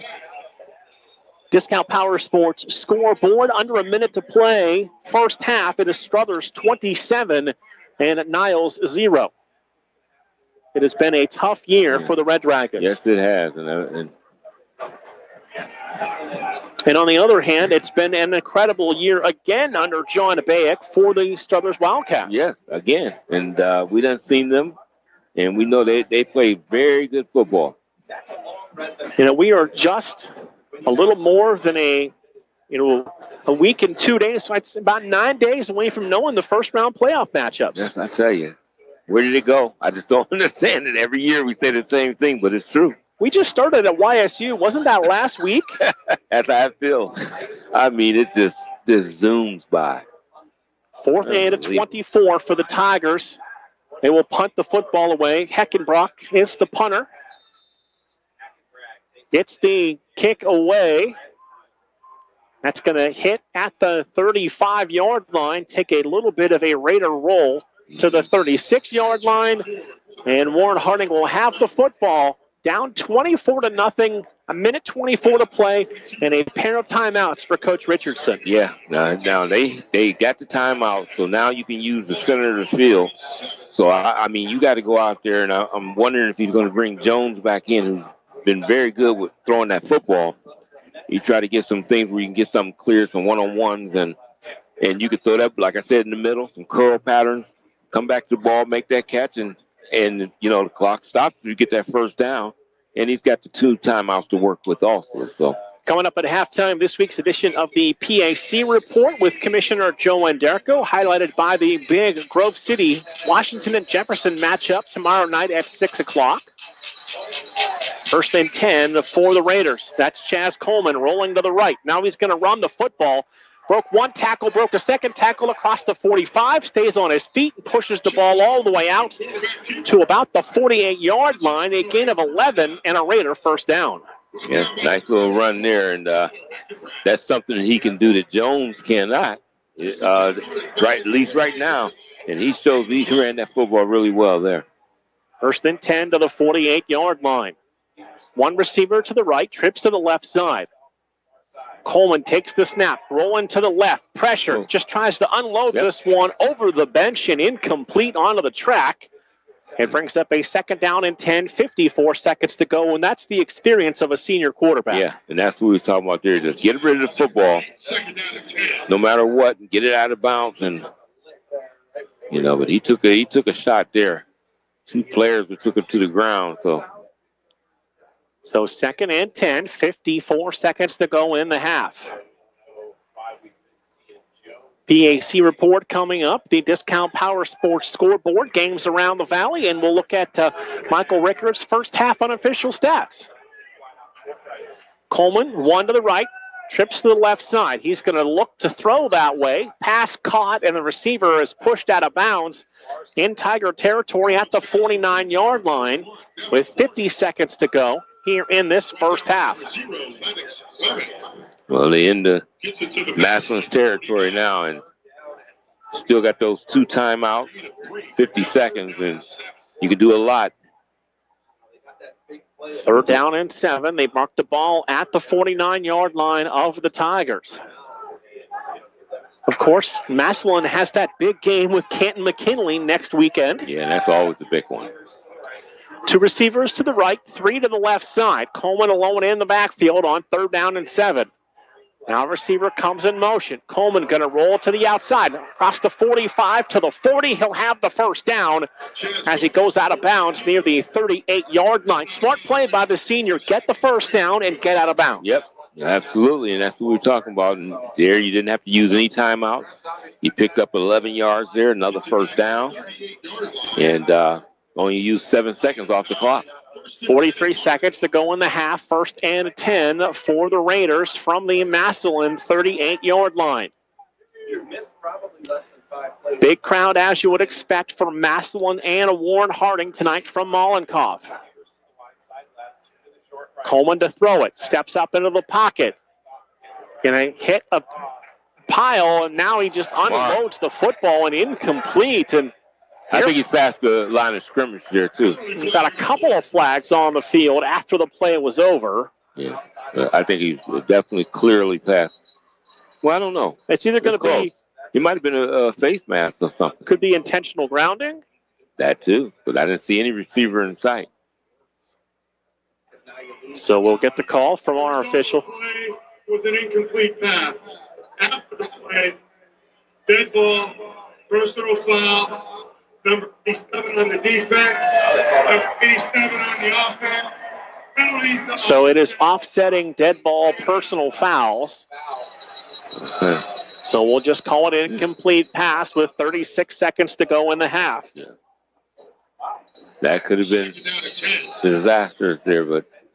Balls at the Massillon 38-yard line. 2nd and 10, 36 seconds to go here in the half. Raiders trying to get something going offensively, trailing Massillon 24-0 here in the last 36 seconds of the first half.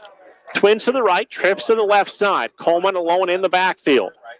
Takes the snap, 3-step drop, stands tall in the pocket. Now he'll run across the 40, 35-30 to the 25 and dives down to the 23-yard line. That might be should be another first down, right? That'll be a first down, and Coach Richardson will take a timeout. Chaz Coleman is so big, he falls down, Dave, and picks up 3 extra yards. Yeah, absolutely.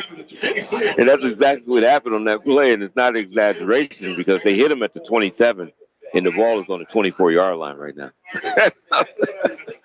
So Coleman able to make some plays on this drive, and it's one of those where, you know, Massillon backing off a little bit at the end of the half, protecting a big lead, and Coleman is a fantastic runner. Yeah, and he go ahead and take what they give him, and he's picking up at least 10, 12 yards a pop. So, you know, that gets him down there close to the red zone and gives him an opportunity to maybe try to get something into the end zone. We talked about it in the pregame. Reportedly, Coleman holding offers from Florida State, Akron, Illinois, Michigan State, Kentucky, Penn State, Ole Miss, Hampton, and Youngstown State. Yeah.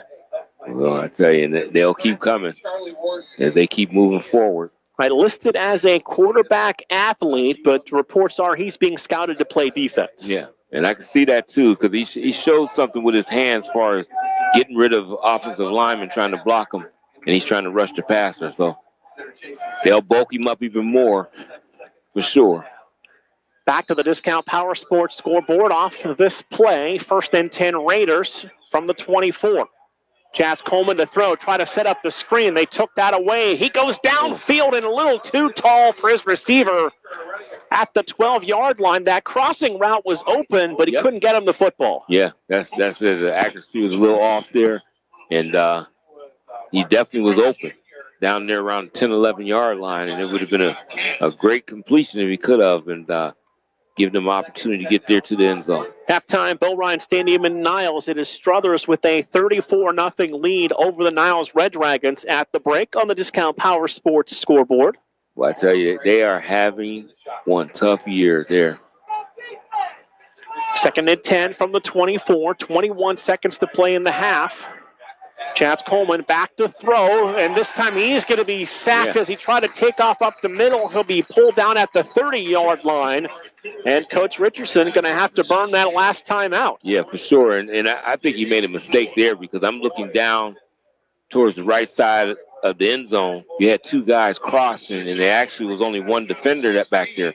He took off the run instead of surveying the field, moving to look to throw the ball downfield. You look at the Tiger defenders; they have done a good job taking the deep ball away. Yep. It's been the crossing routes and the underneath that's been open. And that's what you got to do. You got to take what they give you. Don't always force the deep ball.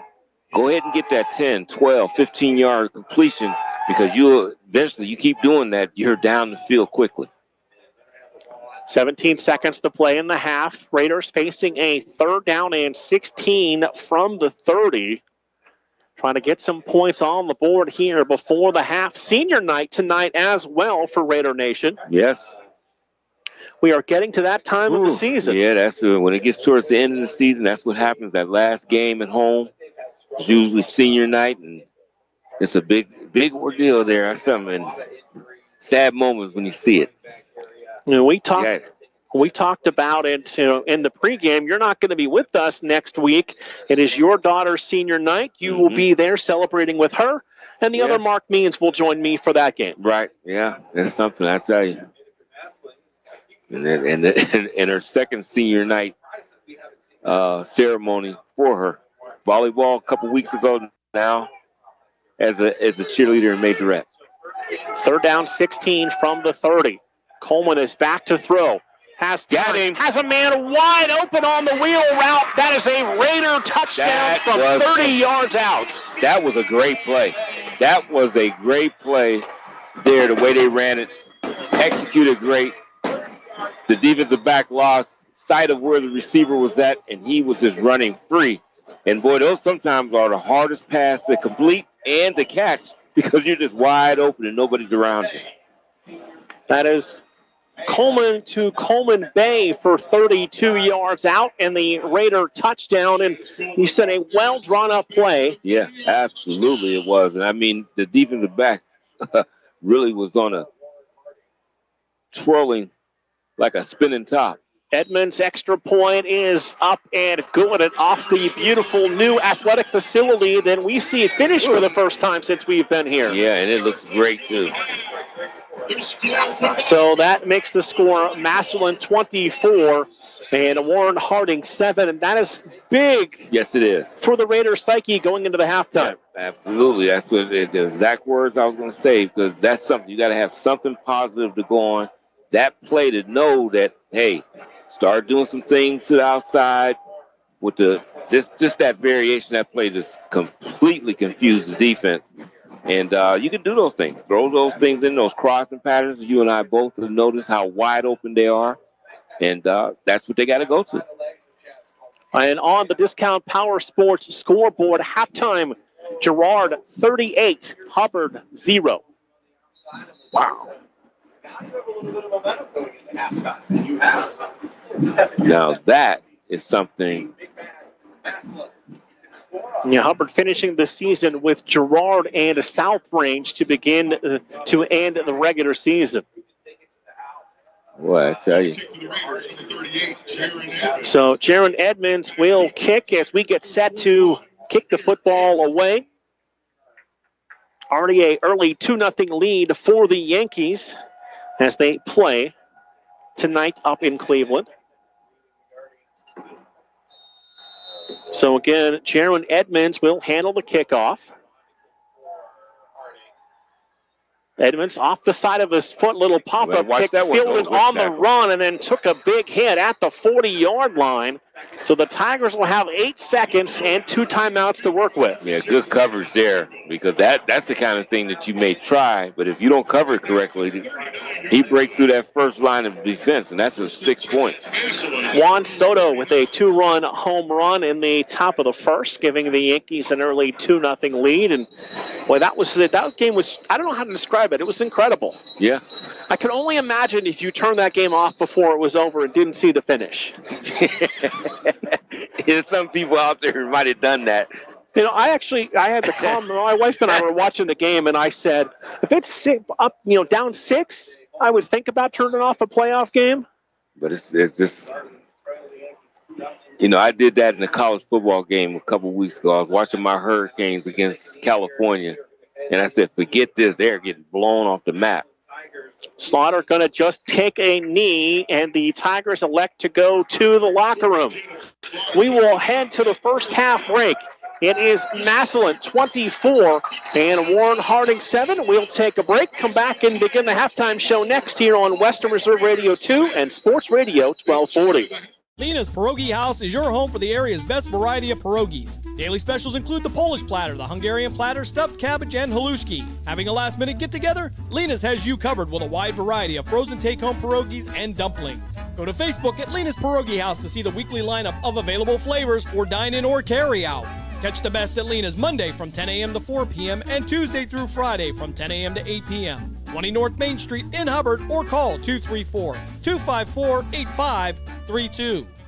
The Mahoning Valley's leader for golf, Milk Creek Golf Course, is now booking tee times for 2024. We offer stay and play opportunities available with 9 area hotel partners. For more information, visit our website at millcreekmetroparks.org. Also, look for new, exciting opportunities coming soon, including an indoor player development center with Trackman, an indoor Callaway Club Fitting Center, and an Odyssey Fitting Studio in 2024. Follow us on Facebook at Milk Creek Golf Course or call 330-740-7112.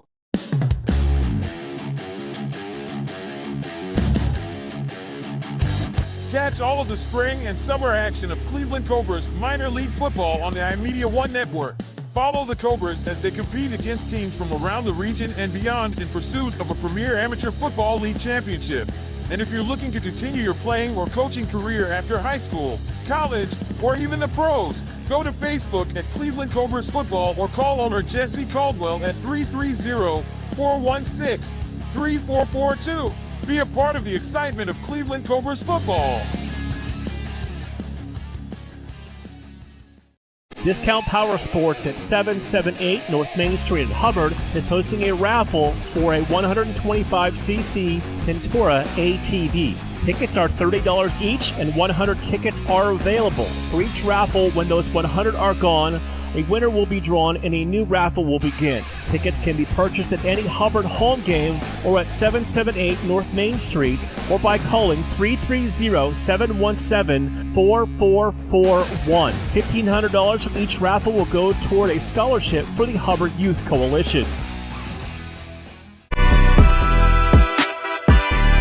We now return you to the Cleveland Cobras High School football game of the week on the iMedia One network.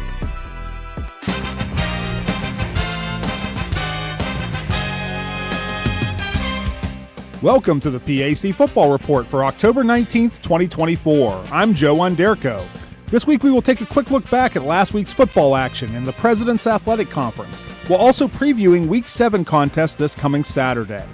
Defending champion Grove City is joined by Case Western Reserve as the lone 2 unbeaten teams in the PAC after 6 weeks. The number 7 ranked Wolverines remained perfect with a hard-fought 17-10 home win over previously unbeaten and number 10 ranked Carnegie Mellon, while the Spartans blanked St. Vincent at home 49-0. W&J and Westminster joined CMU a game back of the leaders as the Presidents rolled past Geneva 73-21, and Westminster broke open a close game late to win at Bethany 49-7. Finally, Teal earned its first win of the 2024 season with a 21-7 final over Allegheny. Waynesburg had the weekend off. PAC Player of the Week recognition for Week 6 went to W&J senior quarterback Jacob Pugh on offense, with 324 passing yards and 6 TDs versus Geneva. Grove City junior linebacker Ben Bladel on defense, with 3 tackles for losses, a sack, and a forced fumble versus Carnegie Mellon. And senior punter Daniel Berube of Grove City on special teams, with a 46-yard average on 5 punts versus CMU.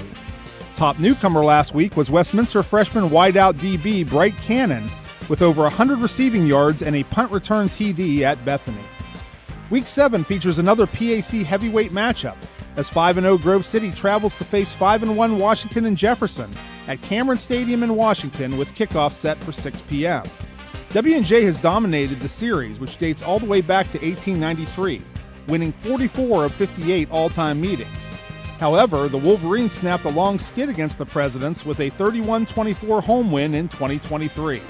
Veteran Washington and Jefferson head coach Mike Sirianni talks about the key conference clash. I at one point I wasn't sure they had the best players in the conference. I'm convinced they have the best players in the conference, and I don't think it's even close. They have size, speed, skill, and they have the best player in the conference in Ben Bladel. I don't think it's even close.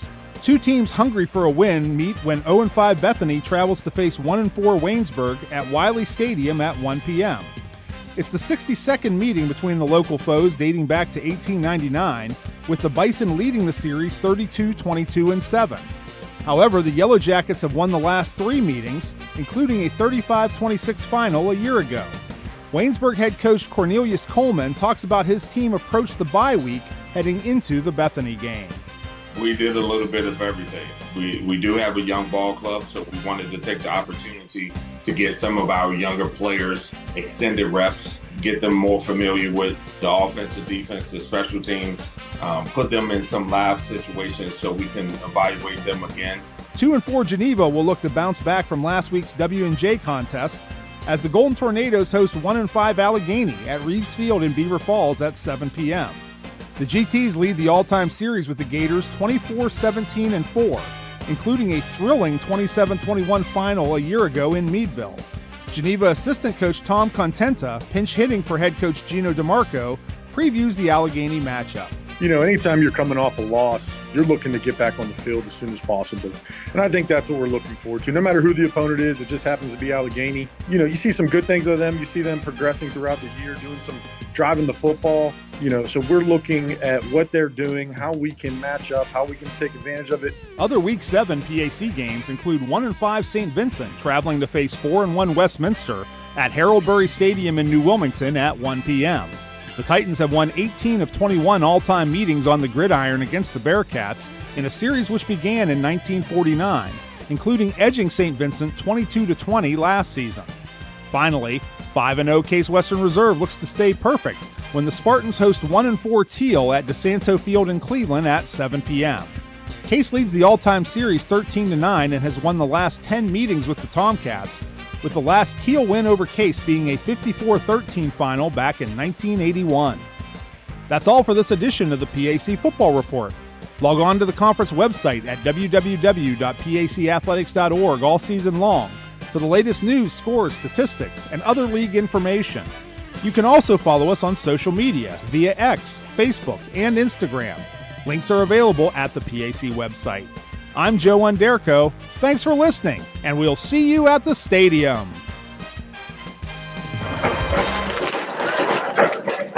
And that was PAC Commissioner Joe Anderko as we bring you back to Molotov Stadium here in Warren, Ohio, as it is halftime in a 24-7 lead for the visiting Massillon Tigers.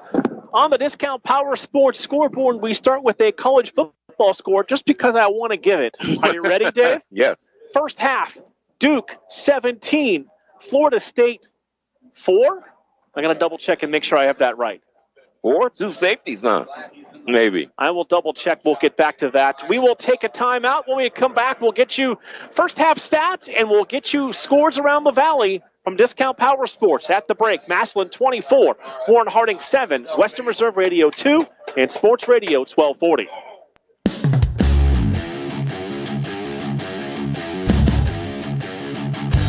Catch all of the spring and summer action of Cleveland Cobras minor league football on the iMedia One network. Follow the Cobras as they compete against teams from around the region and beyond in pursuit of a premier amateur football league championship. And if you're looking to continue your playing or coaching career after high school, college, or even the pros, go to Facebook at Cleveland Cobras Football or call owner Jesse Caldwell at 330-416-3442. Be a part of the excitement of Cleveland Cobras football.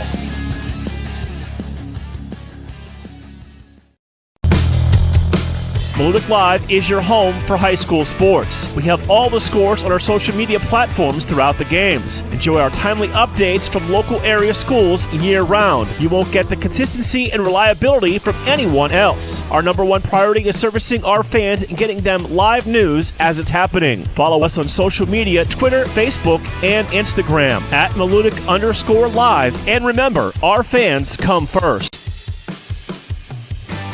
Lena's Pierogi House is your home for the area's best variety of pierogies. Daily specials include the Polish platter, the Hungarian platter, stuffed cabbage, and halushki. Having a last-minute get-together? Lena's has you covered with a wide variety of frozen take-home pierogies and dumplings. Go to Facebook at Lena's Pierogi House to see the weekly lineup of available flavors for dine-in or carry-out. Catch the best at Lena's Monday from 10 a.m. to 4 p.m. and Tuesday through Friday from 10 a.m. to 8 p.m. 20 North Main Street in Hubbard, or call 234-254-8532. The Mahoning Valley's leader for golf, Milk Creek Golf Course, is now booking tee times for 2024. We offer stay and play opportunities available with 9 area hotel partners. For more information, visit our website at millcreekmetroparks.org. Also, look for new, exciting opportunities coming soon, including an indoor player development center with Trackman, an indoor Callaway Club fitting center, and an Odyssey fitting studio in 2024. Follow us on Facebook at Milk Creek Golf Course or call 330-740-7112. We now return you to the Cleveland Cobras High School football game of the week on the iMedia One Network. Back here at Molotov Stadium at the half, it is Massillon 24 and Warren Harding 7 on the Discount Power Sports scoreboard. It is Duke leading Florida State 17-3. That game is just about 3 minutes away from halftime. Scores around the valley, Dave. Austintown Fitch putting up a big number on a Boardman. They lead that game 24-0 in the second quarter. Canfield and Howland in a low-scoring game, also second quarter, 7-0 Canfield. Yeah, I'm kind of shocked at that one and what we done seen this year. West Branch with a 2-touchdown lead on Carrollton, 14-0. East Palestine blowing out Latonia, 26-0. That was in the second quarter. Hubbard down at Girard, 28-0 in the second quarter. Poland leading Lakeview 14-7. That is in the second quarter. Hear that game on CityView Sportscast or on AM 600 WRQX. Beaver Local leading Cambridge 14-0 in the second quarter. Cardinal Mooney at halftime leading East 7-0. Ursuline in front of the Cheney Cowboys 37-0 in the second quarter. Halftime, Crestview 18, Garfield 6. Halftime, Fairport Harding 36, Matthews 0. Halftime, Camel leading Jackson Milton 20-7. I've seen some highlights of that young sophomore quarterback at Camel. I think he can be special in the next couple of years. Yeah, he definitely can. He can get around really quick in that backfield, and he throws the ball pretty well. Other scores of interest. This is a close one approaching halftime. South Range leading Louisville 21-13. Yeah, really a shocker to me when I seen that, but Louisville is definitely hanging in there. Western Reserve 7, Mineral Ridge 6. That game approaching halftime as well. Struthers shutting out Niles 34-0. That game has gone to the half. And here at Molotov Stadium in Warren, it is Massillon 24 and Warren Harding 7. We'll step aside for another break. We'll come back, look at the first half stats. That's coming up here after the break, right here on Western Reserve Radio 2 and Sports Radio 1240.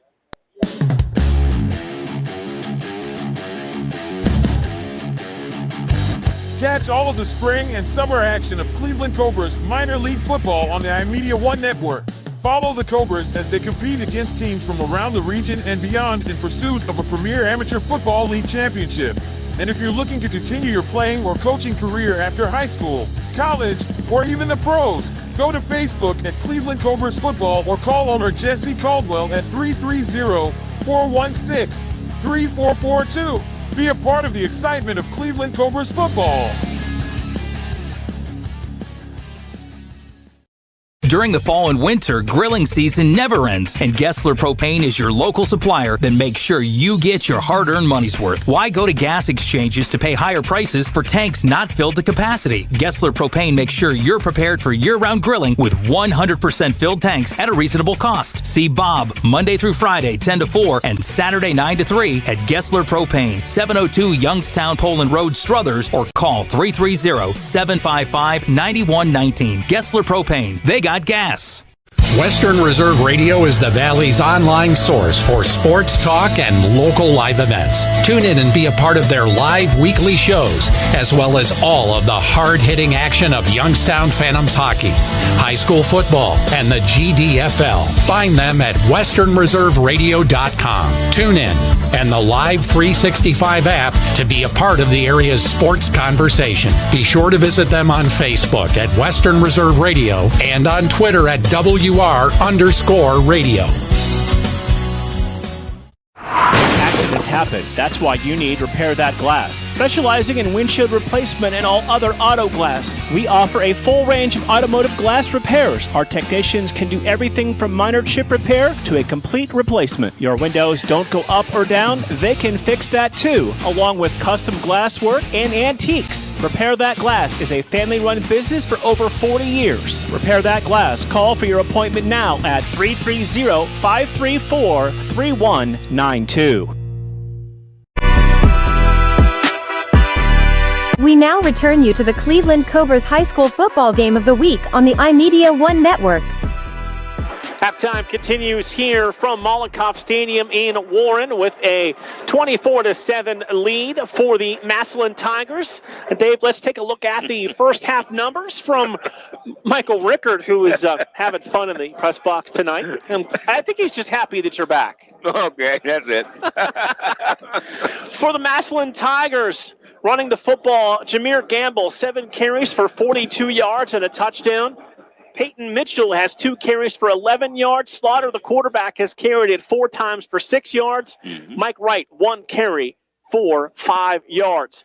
All I can think about is, and I know I'm going back a ways, the old Abbott and Costello routine. There was a line about Slaughter, the baseball player, because there was a baseball player named Eno Slaughter. So every time I say, Jalen Slaughter's name, I think of that comedy routine. If you don't know what I'm talking about, you can find it on YouTube. Right. Passing numbers for the Tigers, 12 of 18, 177 yards for Jalen Slaughter and a pair of touchdowns. His leading receiver, Braylon Tolles, 5 catches for 83 yards and a score. Jaquez Carter has 4 receptions for 56 yards. Jameer Gamble had 1 catch out of the backfield for 21 yards and a touchdown. And the thing that impresses me about their receivers so much is how well they block. Yeah, absolutely. They're very good blockers downfield, and that's what helped the running game. Whenever you can see a runner has a big games, always look to see how the receivers are blocking. And normally, they're good blockers when you have those type of games. For the Raiders, Chas Coleman, 8 carries, 43 yards. B.J. Coleman, 4 rushes for 3 yards. Steven Sims has carried it 3 times for 1 yard. Throwing the football, James Jones, 4 of 6 for 63 yards. Chas Coleman, a 5 of 9 for 44 yards and a touchdown. And the sophomore has impressed you in the first half. Yeah, he absolutely has, because he's been knocked around and everything. You would think a 10th grader getting in the game like that, he may lose some poise, but he shows that he's a tough, gritty kid, and I believe he's going to be something they have for the future for sure. Receiving, Eris Coleman Bay, 2 for 74 and a touchdown. Steven Sims, 2 for 17. Matt Richardson, 1 for 8. Marcus Crum Jr. has 3 for 5. At the break, it is Massillon 24, Warren Harding 3. We'll take our final halftime break, come back with the third quarter. That is coming up next here on Western Reserve Radio 2 and Sports Radio 1240. Discount Power Sports at 778 North Main Street in Hubbard is hosting a raffle for a 125cc Ventura ATV. Tickets are $30 each, and 100 tickets are available. For each raffle, when those 100 are gone, a winner will be drawn and a new raffle will begin. Tickets can be purchased at any Hubbard home game or at 778 North Main Street or by calling 330-717-4441. $1,500 from each raffle will go toward a scholarship for the Hubbard Youth Coalition. Lena's Pierogi House is your home for the area's best variety of pierogies. Daily specials include the Polish platter, the Hungarian platter, stuffed cabbage, and halushki. Having a last-minute get-together? Lena's has you covered with a wide variety of frozen take-home pierogies and dumplings. Go to Facebook at Lena's Pierogi House to see the weekly lineup of available flavors for dine-in or carry-out. Catch the best at Lena's Monday from 10 a.m. to 4 p.m. and Tuesday through Friday from 10 a.m. to 8 p.m. 20 North Main Street in Hubbard, or call 234-254-8532. Green light, let's get it. Green light, let's get it. Green light, let's get it. The Mahoning Valley Federals is the area's minor league football team. After only 2 years in existence and an appearance in the league playoff semifinal game, the Federals are looking to add Valley High School and college talent to help take the next step toward a league championship. For more information on how to become part of the Federals' journey, go to Facebook at the Mahoning Valley Federals Developmental Football Team or contact General Manager John Galbraith at 330-540-1099. The Mahoning Valley Federals, honoring the football tradition in the Valley. Western Reserve Radio is the Valley's online source for sports talk and local live events. Tune in and be a part of their live weekly shows, as well as all of the hard-hitting action of Youngstown Phantoms hockey, high school football, and the GDFL. Find them at westernreserveradio.com. Tune in and the Live 365 app to be a part of the area's sports conversation. Be sure to visit them on Facebook at Western Reserve Radio and on Twitter at WR_radio.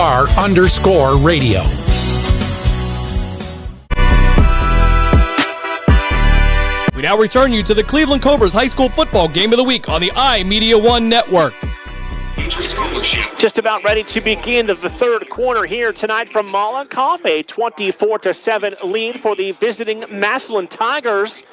Guardians now down 3-1 as they played in the top of the second inning. Austin Wells, a solo home run off Gavin Williams, gives the Yankees an early 3-1 lead. But we saw last night, this team likes to come from behind. Yeah, and it seemed like they get energized by being behind. So don't turn the TV off too soon. You never know what happens. Both teams out on the field getting set to begin the third quarter.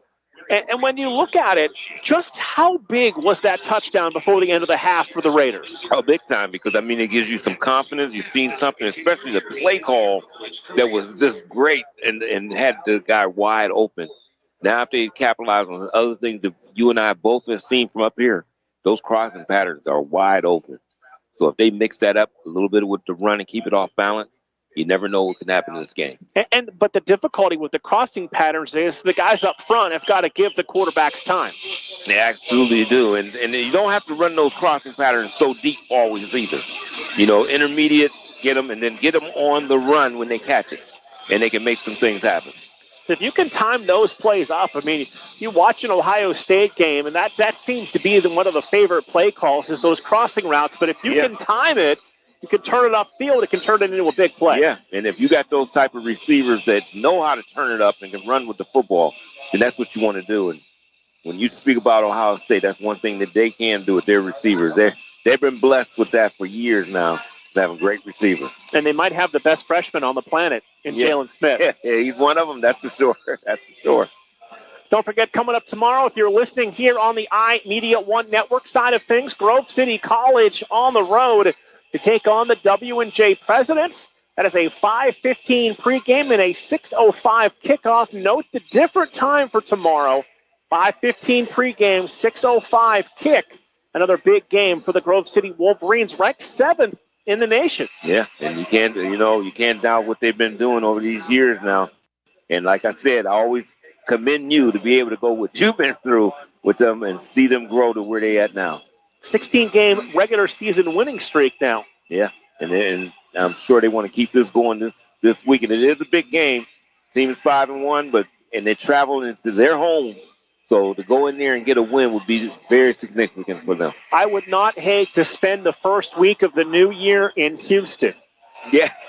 that could be a lot of fun. Yeah. But we are a long way away from that. Well, at least that's what we're saying. We say that today, and before you know it, here come the playoffs. Well, it was week one like a minute ago. We were at West Branch. Yeah, and, I even think about when you said about the at YSU, the Ursuline game there. And it's just unbelievable because I remember so vividly everything. It seemed like it was just a couple weeks ago. And here, 8, 9 weeks ago when that happened. That was back in August. It was. It was much warmer than it's been the last few nights. Yeah, that's for sure. That's for sure. But I'm glad we had a clear night. Chilly, but it's a clear night. It's no rain. And I love that. We are getting set to begin the third quarter, brought to you by the Mahoning Valley Federal Semi-Pro Football Team. They are looking for Valley High School and college talent to join their roster. If you would like more information, you could go to their Facebook page at Mahoning Valley Federal's Developmental Football Team, or call call General Manager John Galbraith at 330-540-1099. This kickoff brought to you by Repair That Glass in Hubbard, offering a full range of automotive glass repairs. And the Raiders to get their hands on the football to begin tonight's third quarter. Yeah, that's why that play before half was so significant for them. Get the score and then get the ball first in the second half. Nolan Hendricks handles the kickoff duties for the Tigers. We've seen him boom a couple of deep ones in the first half, and he will get his foot into this one, driving the returner back to the 3. Across the 10, 15, sidesteps the tackle to the 17-yard line, and still on his feet. Wow. And they'll go down right about the 17-yard line. That is where the Raiders will take over first down and 10, going left to right to begin this third quarter. Yeah, see if they can come out and get some good offense going. And I tell you, if they can get something going, it'll be right back in this football game. And we have seen both quarterbacks, Chaz Coleman and James Jones, running this offense for the Raiders. Looks like it will be Chaz Coleman at the helm to begin the third quarter. Coleman will have 2 receivers to the right and 2 to the left. Single back in the backfield with the senior quarterback. First and 10 from the 17-yard line. Coleman takes the football. He will keep the football. He momentarily looked like he gave it to Sims, but Coleman kept the football. And he is going to be down back at the 14-yard line. He's going to lose about 3 yards. It sets up a 2nd and 13. And see, that's the thing there. I don't know if I want to do that type of play into the line. You're playing into their strengths. So, loss of a couple brings up 2nd down and long for the Raiders. Please put 11:45 on the game clock. And they are going to adjust the game clock to 11:45, so they're going to add 14 seconds to the clock.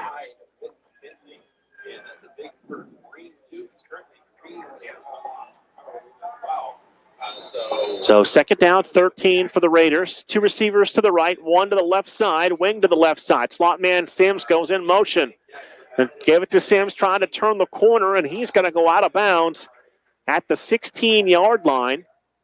That's going to be just a short gain on the play and bring up 3rd down and long for the Raiders. Yeah, he probably picked up about 2 or 3 yards there, but he probably ran about 30-something yards. And that's what I'm saying. They just so quick on the perimeter there. The Massillon Tigers are just too quick, and you can't get outside of them. And they just string the play right along. So 3rd down and 11 as we approach 11 minutes to play in this third quarter, brought to you by the Mahoning Valley Federal Semi-Pro Football Team. Twin to the right, single receiver left side. Coleman deep drop, pressured in the pocket, steps up. He's going to be pressured, and he's going to go down back near the 7-yard line. And the pressure from the Tigers comes right up the middle, and Chaz Coleman went down to the backfield. Yeah, and that's something that you mentioned right at halftime as we talked about it.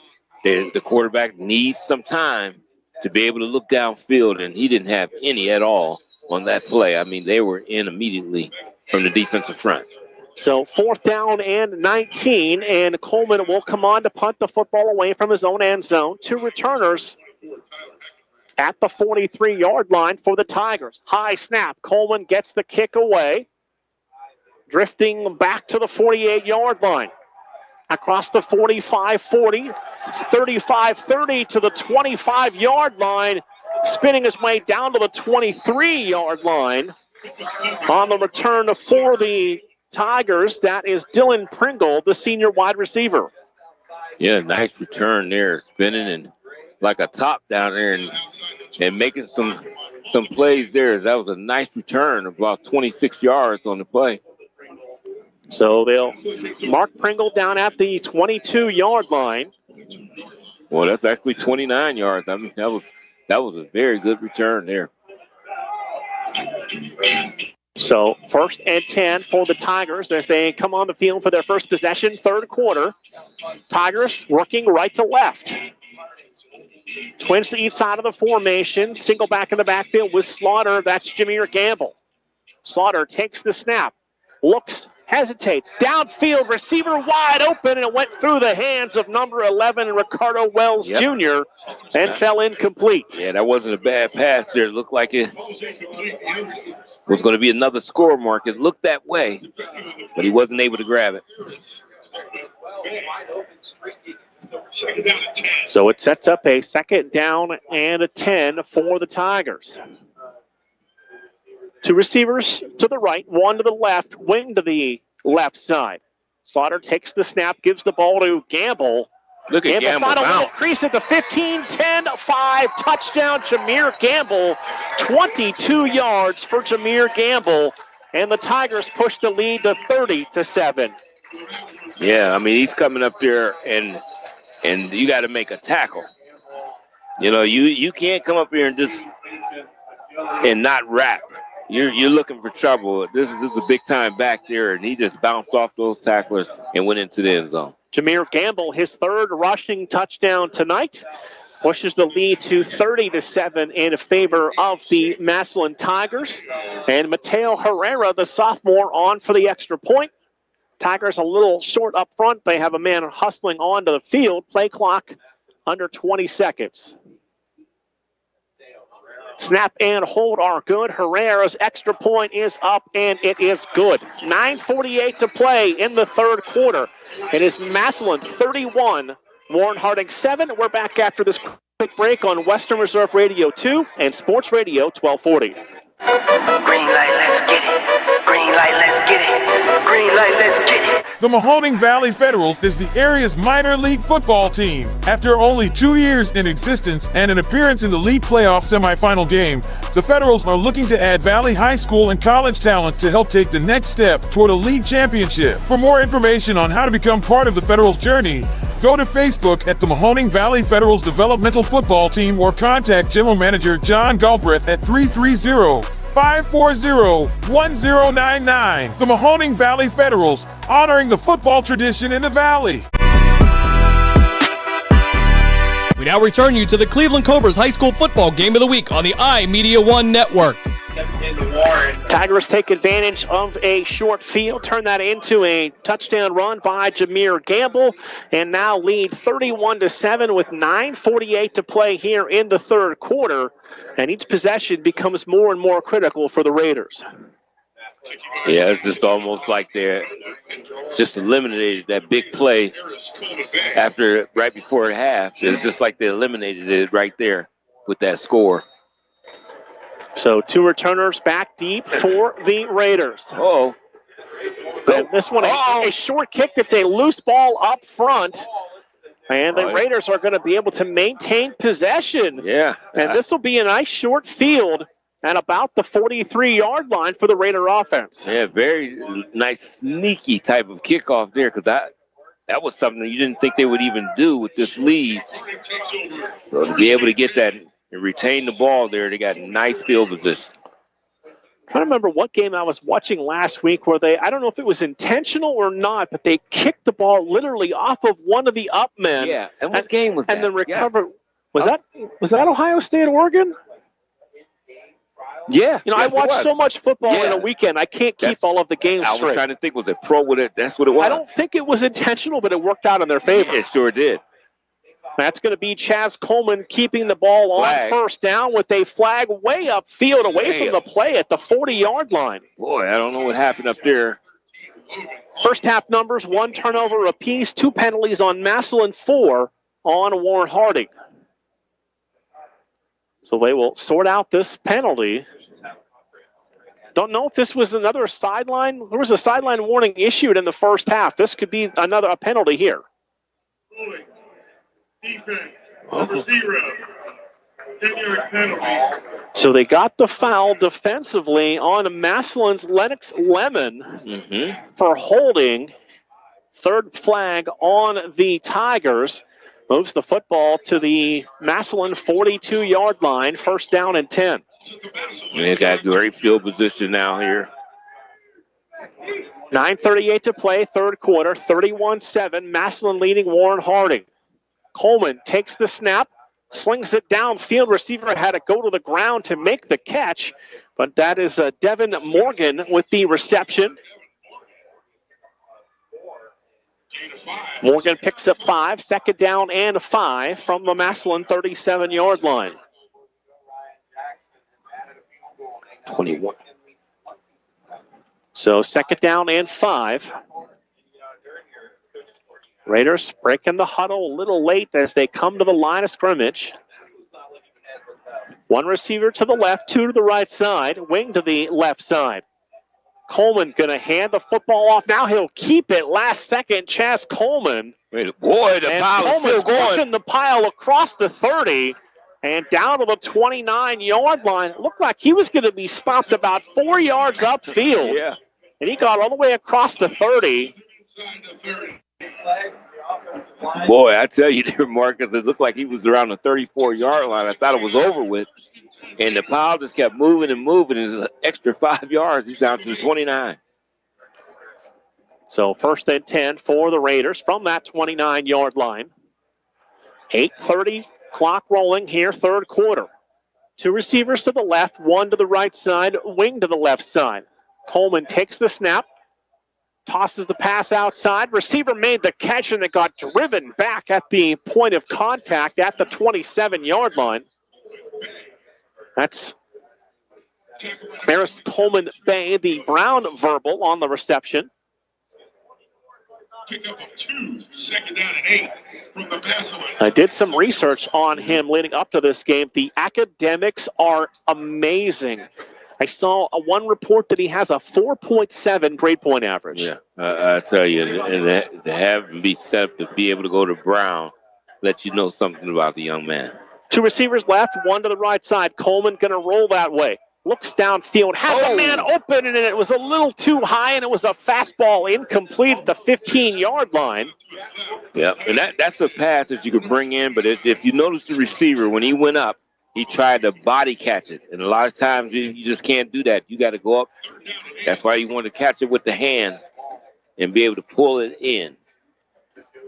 Coleman at 6'5", can put a lot of mustard on the football, to say the least. Yeah, and just to give the receiver a little break on there, it was definitely some mustard on that one. That was coming. 3rd and 8, trips to the right, single receiver left side, running back to the right of Coleman. He'll roll that way. Has time, now pressured backside, and he is going to momentarily get away from pressure, but push the pile down to the 29-yard line. I mean, the strength of Chaz Coleman is impressive. Yeah, it absolutely is. I mean, they had him at the 33-yard line. He knew he couldn't get rid of the ball, so he just said, turn those legs, and he picked up. He was able to move that pile 4 yards forward. So it is 4th down and 9 for the Raiders. Got to go for it. Everything is 4 downs now. Third quarter brought to you by the Mahoning Valley Federal Semi-Pro football team. They're looking for Valley High School, college, and talent to join the roster. Call General Manager John Galbraith at 330-540-1099. And now we have a whistle, and it looks like the Raiders are going to take their first of 3 timeouts with 6:51 to play here in the third quarter. And this is an absolutely huge 4th down attempt for the Raiders. Yeah, it sure is. I mean, it's nothing but they have to get it. They have to get it to keep grasp of that football. They do not want to put it back in Massillon's hands. And we've seen Coleman be the running threat, but he's also shown the ability. He can get the ball downfield. Oh, yeah, he can get it there. And, I mean, he zips that ball for sure. Very good athlete. 6:51 to play, third quarter. First time out on the field called by the Raiders. Fourth quarter, it is Western Reserve 25 and Mineral Ridge 6. Western Reserve has bounced back after that loss a couple weeks ago to Springfield. Yeah. And Springfield handling business. Last report against McDonald in another big matchup in the MVAC. In Springfield, we done seen them and both teams, Western Reserve. Off the timeout, trips left, Twins right, Coleman alone in the backfield. Deep drop, steps up, sidearms the pass downfield to the 20-yard line. Is it enough? It might be a little short. It's close. It's on this side of the 20. Yeah, I think it might be just a little short. And that will be a turnover on downs for the Raiders. And Massillon will get the football back.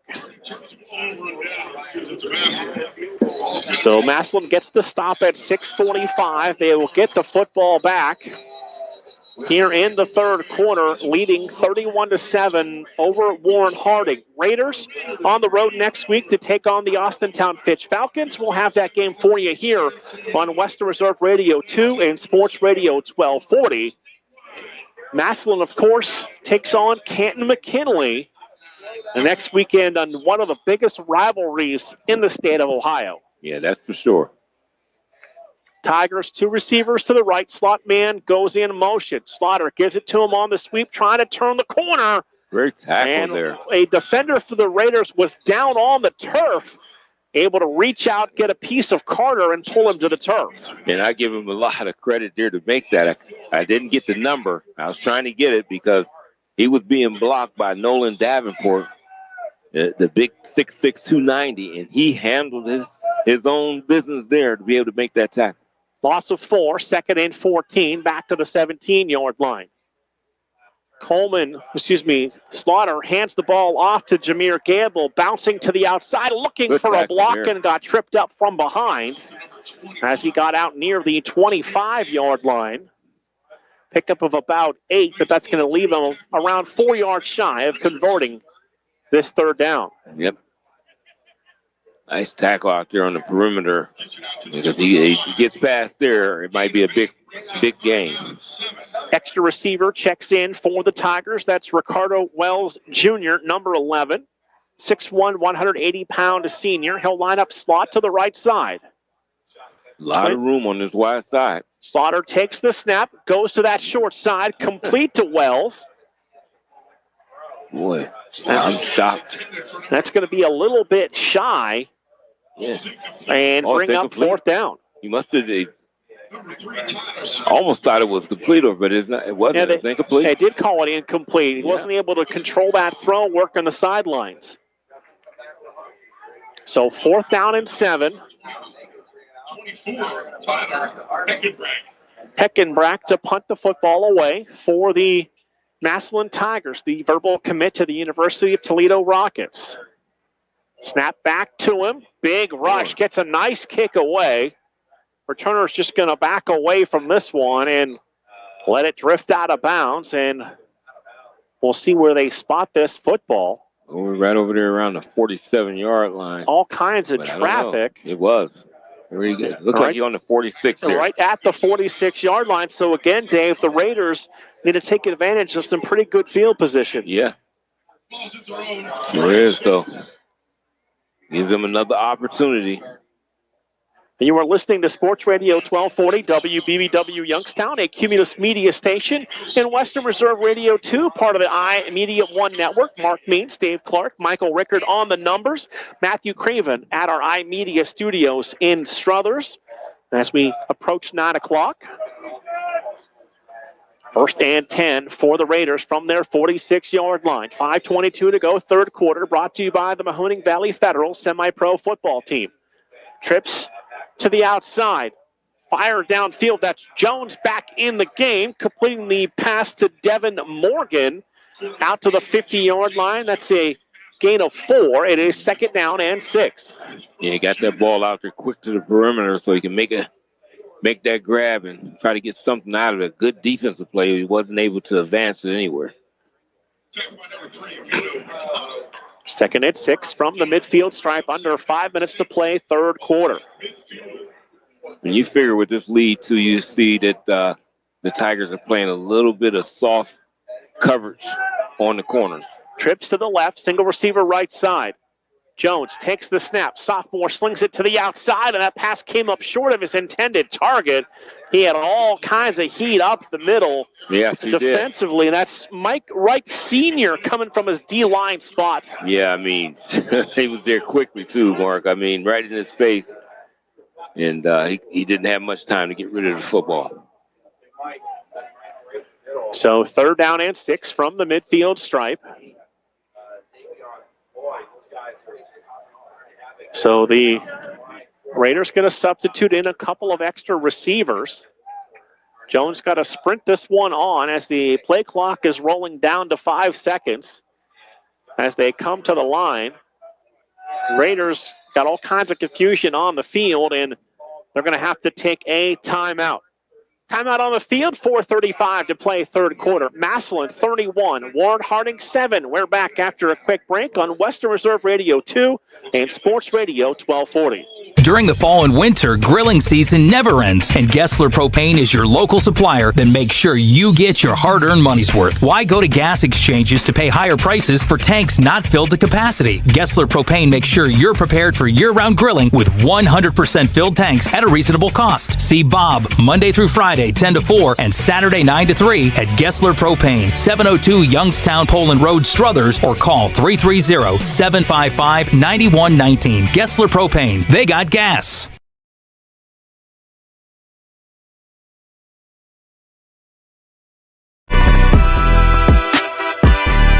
We now return you to the Cleveland Cobras High School Football Game of the Week on the iMedia One Network.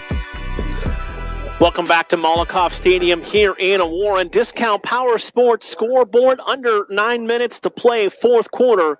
It is Western Reserve 26 and Mineral Ridge 12, and that's been a battle in the MVAC this year. Yeah, it has, and those teams, Mineral Ridge, have been looking good there, and back and forth. 3rd down and 6. Jones takes the snap. Deep drop, has a man wide open across the 40 and down to the 36-yard line. Receiver just came open in the middle of the defense, and a nice job by Jones to complete the pass for the first down. Absolutely, Mark. I mean, the receiver did a good job of sitting down right there in the zone, that little pocket in the zone that was open, and he zipped it in there, in between defenders, and got it there. Looked like Marcus Crum Jr. on the reception for the Raider first down. 1st and 10 to the Massillon 36-yard line. Trips left, single receiver to the right side. They will run it on first down, and B.J. Coleman stood up and pushed back at the line, and a little extracurricular at the end of the play might cost Massillon 15. Oh, yeah, for sure it will. I mean, he was stopped. It was clear he was stopped. The play was over, and a little toss of the player, bodily toss, that definitely will draw a flag. So the 15-yard penalty will come with a first down for the Raiders, and they have to take advantage of this opportunity. Yes. I mean, you want every assistance that you can, and you got to take advantage of this. So 1st and 10 now at the Massillon 22-yard line for the sophomore quarterback, James Jones. He's got the running back, B.J. Coleman, to his left and trips to the right. Jones looking right, now rolling left, flag on the play, and he'll be banged out of bounds. And that was close, too, on the sidelines there to take that chance. And risky to do with the line judge right there next to you on that play. Yeah, absolutely, Mark, because he was banging him right out of bounds, and he's right there on the stripe. So we will get the penalty call from our referee. That is a chop block called on at number 2, B.J. Coleman of the Raiders. And as I like to say, that is a Jim Craven special. Yeah. I know he's not listening, but at least makes me laugh. Right. He loves to do. He's been called for that a few times in his playing days, but let's just say there's a lot of times that he's the smaller of the two men. Right, and he has to do it. First and 25 for the Raiders. Jones drops, sets up the screen. That's Eris Coleman Bay on the reception, but not able to break away from the Massillon defenders. And then one of the Tigers a little slow to get up to head back to his huddle. That is Logan Allman, number 13, a junior linebacker. Yeah, looks like he's coming off the field, too. That is a loss of 1 on that middle screen. Sets up a 2nd and 26. We're down to 3 minutes, 5 seconds to play in tonight's third quarter. He got a little banged up there, so. Raiders break the huddle. 8 seconds on the play clock as they come to the line of scrimmage. 2 receivers to the right, stack 2 to the left. Jones takes the snap. Deep drop. Goes downfield, and that pass is incomplete. Almost hit him early. Almost. Looking for number 10, Matt Richardson. And it's gonna bring up a 3rd down and long for the Raiders. Yeah, I don't think you have a lot of plays for 3rd and 26, but you try to find something if you can. Jacob Martin, D lineman and a junior wearing 54, checks in up front for the Tigers. 3rd and 26 from the 38-yard line. Expect this to be 4-down territory for the Raiders. Trips to the right, twins to the left. Jones alone in the backfield. Deep drop, all kinds of pressure. Someone came clean. Jones broke free. Status to the feet is across the 30, 25, 20. Big hit down to the 15-yard line. This sophomore took a lick and just popped right back up. I like this kid, I'm telling you. I mean, he took a pop and he just didn't care. I mean, he maneuvered a couple players at the end there. It was a defender. He just said, forget it. I'm running straight into him. Boy, he's got it down to about 3 yards. He was almost picked that first down on that play. He almost picked that up. Well, he was almost sacked for a 4-yard loss. Yeah. Turn that into 4th and 3, so pickup of 23 for James Jones. 4th and 3, under 2 minutes to play, third quarter. Trips to the right, single receiver to the left. Jones took the snap, but the play is going to be blown down. Flag thrown by the referee. That's what you don't want. That's a false start on the Raiders. And that's called on the running back, B.J. Coleman, 6th penalty on Coach Richardson's Raiders. In crucial times, you don't need that. You got a great run there. Put you in position 4th and 3. 4th and 8 is a big difference. Believe me. 1:50, clock rolling, third quarter. Brought to you by the Mahoning Valley Federal Semi-Pro Football Team. The Raiders are going to attempt a field goal here from Jaron Edmonds. Let's see if he can get this ball up in the air. The last time he had problems. Ball on the 27, make it a 37-yard attempt. Has the distance. That one hit the left upright and was no good. Wow, I mean, you're saying the things that just don't work out right.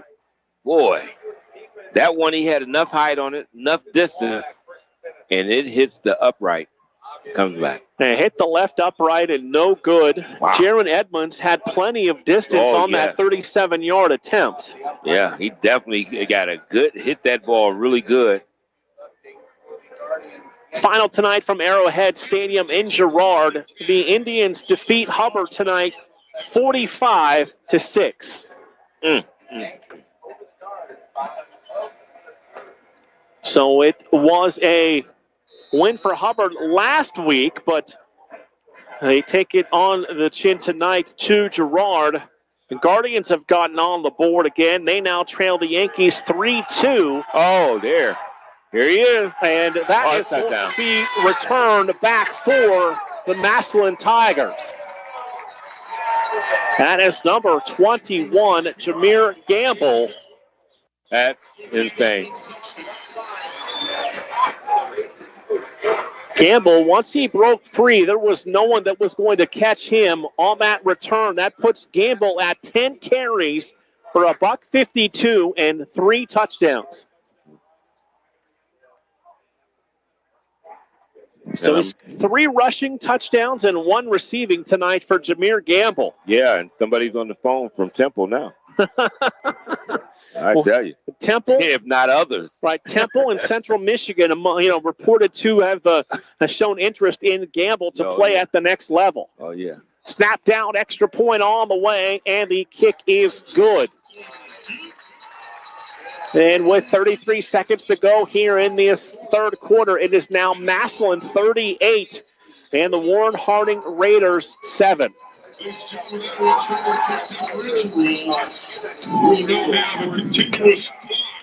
So we have now, as you heard from the public address announcer, we have begun running clock here with 33 seconds to go in this third quarter. Well, yeah, that's it. It's a 31-point lead, so. I've always said I have always been in favor of running clock, but I also favor what they do in Western Pennsylvania. Once you begin running clock, in the state of Pennsylvania, the PIAA, it continues till the game is completed. Right. In Ohio, it can go back and forth if you go under that 30-point margin. Yeah, if they come down and get a score, then it'll, and I see the pluses and minuses on both ends of it. I really do. Because if you have a team that can really do some things that might have an opportunity to get back in it, they get under 30, now you got the clock stopping for you for out of bounds and different things of that nature. And I feel like you're asking a clock operator at a high school football game to do a lot. Yeah. Now that's true. So it will be once again number 90 for the Massillon Tigers, Nolan Hendricks, to kick off, and he has been quite impressive kicking the football. Yeah, he gets it deep. So Hendricks slide up to kick the football away. This will be a line drive caught by one of the up men across the 35. Pulled out of bounds near the 37-yard line. I'm trying to look at him, Mark. You see him running back to get his tee.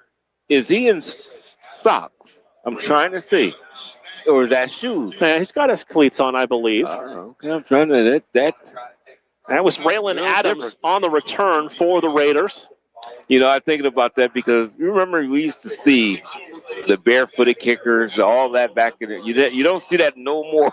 You know what? Because one of my buddies is one of the last people that I know to do it. Well, Rich Carlos was the barefoot kicker for the Broncos from Salem, Ohio. Yep. But YSU's Paul McFadden for the Eagles was a barefoot kicker. Yes, he was. I'm trying to think. Those may be the last two that I can think of. Yeah, I can't think of it because the guys I'm thinking of that did it, I think they were a little before that. Franklin, I can't think of his name. He played for the Eagles also. And you know what? Because it always hurt me. It was like when Rich Carlos did great, I wanted to root for the local guy. But, as a Browns fan in the 80s and 90s, things didn't go well when they played the Broncos. Yeah, I've never seen such things that happen. It's just unbelievable. Yeah, we don't even want to talk about a team that hasn't scored 20 points in a game this year. I read that stat, and I didn't want to watch football for a while after that. Coleman hands off on first down. Big run across the 40. Excuse me, and out to the 42-yard line. And that's how you lower the shoulder and in this game that you're really getting thoroughly spanked in this one, and you got to do something. And that's one of the things you can't do is lay a little wood to the team if you have to. B.J. Coleman on that run, gain of 8 yards, sets up second down and 2 from the 43. They will hand it off again. And got across the 45 to the 46-yard line. That's good enough for a first down. Tonight's fourth quarter brought to you by Lena's Pierogi House, your home for the area's best variety of pierogies. You can visit them on Facebook at Lena's Pierogi House for the list of weekly available flavors for dine-in or carry-out.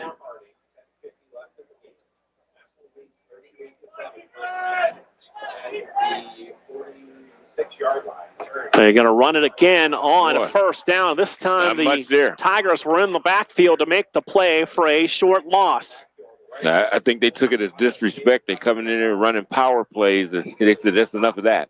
Next week at Lena's, Dave. Are you ready? Oh, goodness. Cheddar, potato, horseradish cheddar, roasted garlic, and sausage and potato.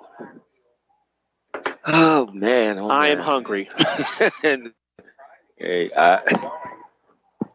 once I got a taste of them that first time, I said, whoa, this is excellent. So 2nd down and 12, under 10 minutes to play as the clock rolls here in the fourth quarter. Coleman takes the snap, fakes the handoff. He's got 2 men in the backfield, and he's unable to unload the football, and he's sacked back at the 31-yard line. No time at all, Mark.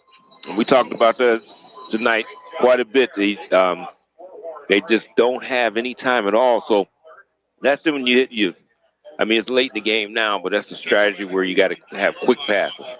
You got to protect your quarterback, and that's the only way you're going to do it. Screens and quick passes. Sorry, Dave. Fourth quarter on the Discount Power Sports scoreboard. Western Reserve 39 and Mineral Ridge 12. Boy. And they continue to pull away. 3rd and 23 from the 33. Single receiver to the right, trips to the left side. Coleman drops to throw, sets up, fires downfield in and out of the hands of his intended receiver. And he banged into one of his own teammates on the sideline, and his teammate got the worst of that contact. And Mark, if that play looked similar to earlier with a touchdown, that was it right there. They that was did the exact same play. Exact same play. And they got there, but they still got there late. If they would have held on to that ball, he had a nice game. So 4th and 23, and Coleman will come on to punt the football away. Clock rolling here in the fourth quarter with Massillon up 38-7. Coleman gets away the kick, driving the returner back over his head. Loose ball, that's a live football picked up by the Raiders. You can't advance that ball, but they will have the ball at the 3-yard line. Yeah, and I mean, he got a hold of that ball, and he kicked it deep there. He got a lot into that. So Warren Harding recovers the turnover. That is the second for Massillon here in tonight's game. Yeah, that was something I'm sure they weren't ready for at all. And then Harding able to follow on the kick. Block in the back. 36 on the return team. Penalty declined. First down. So the penalty is declined, and it will be a 1st and goal for the Raiders. Here with 7:35, clock now rolling in tonight's fourth quarter. So if the Raiders were to score here, Dave, the running clock would come to an end. Yep, what we had just talked about. And they're right there in that wheelhouse to be able to get in the end zone. Raiders stack eye with Chaz Coleman under center. Third man through gets the football. That looked like Sims. I mean, you talking about a stone wall. He didn't get anything. Might have lost Excuse me, that's number 2. That's B.J. Coleman 2, not Steven Sims 8 on the carry. It's hard to see it too, isn't it, more? This time of night, the height that we're working from. So it is 2nd and goal from the 4-yard line. At least we're inside, Mark, and not on the roof. I don't think we have to worry about that for the rest of the year. We don't want that again. Again, out on the stack eye with Chaz Coleman under center. He's going to pitch it to B.J. Coleman, and he's got no room. They had that set up perfectly to the edge, using that boundary as the 12th defender. Yeah, I mean, we didn't talk about it all night. They can't get to the outside on him. And I'm just surprised they even tried it. Now, this is the first time we've seen Massillon this year. I don't see a weak spot in this team. Yeah, I don't. I mean, defensively, they look good in the secondary. They're so fast defensively. Yeah, they are.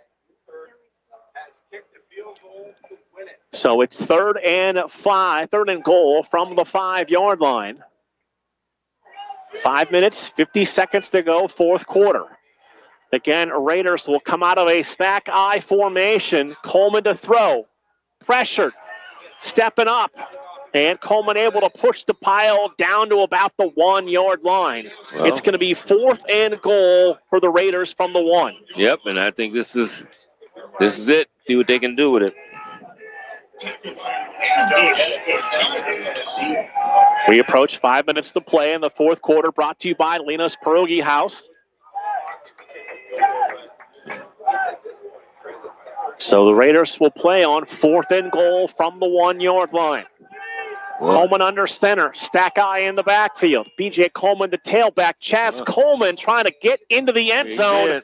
And the side judge said yes. 1-yard touchdown run for Chaz Coleman.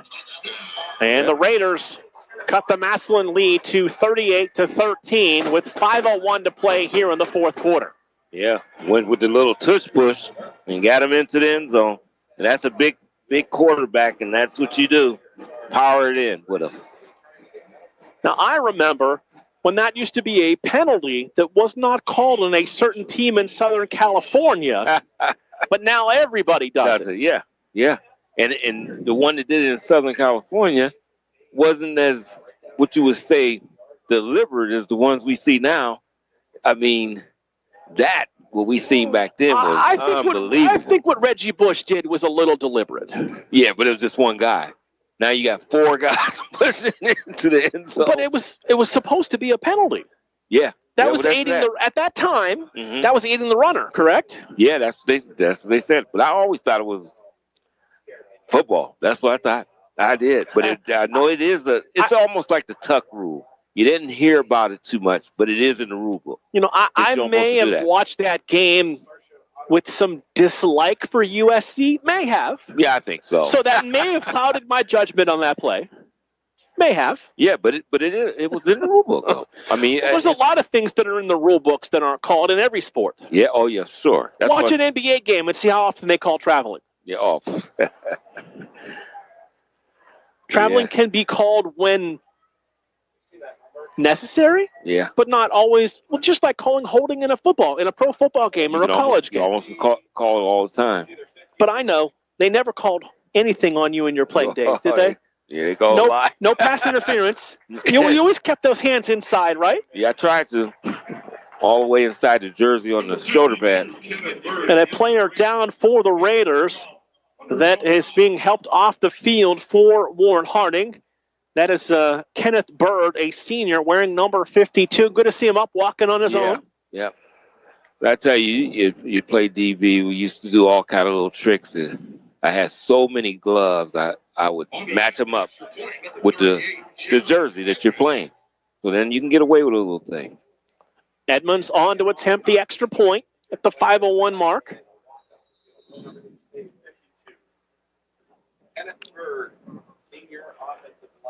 Snap a little high. They get it down. The extra point on its way. And good. 5:01 to play, 4th quarter. It is Massillon 38, Warren Harding 14. We're back after a quick break on Western Reserve Radio 2 and Sports Radio 1240.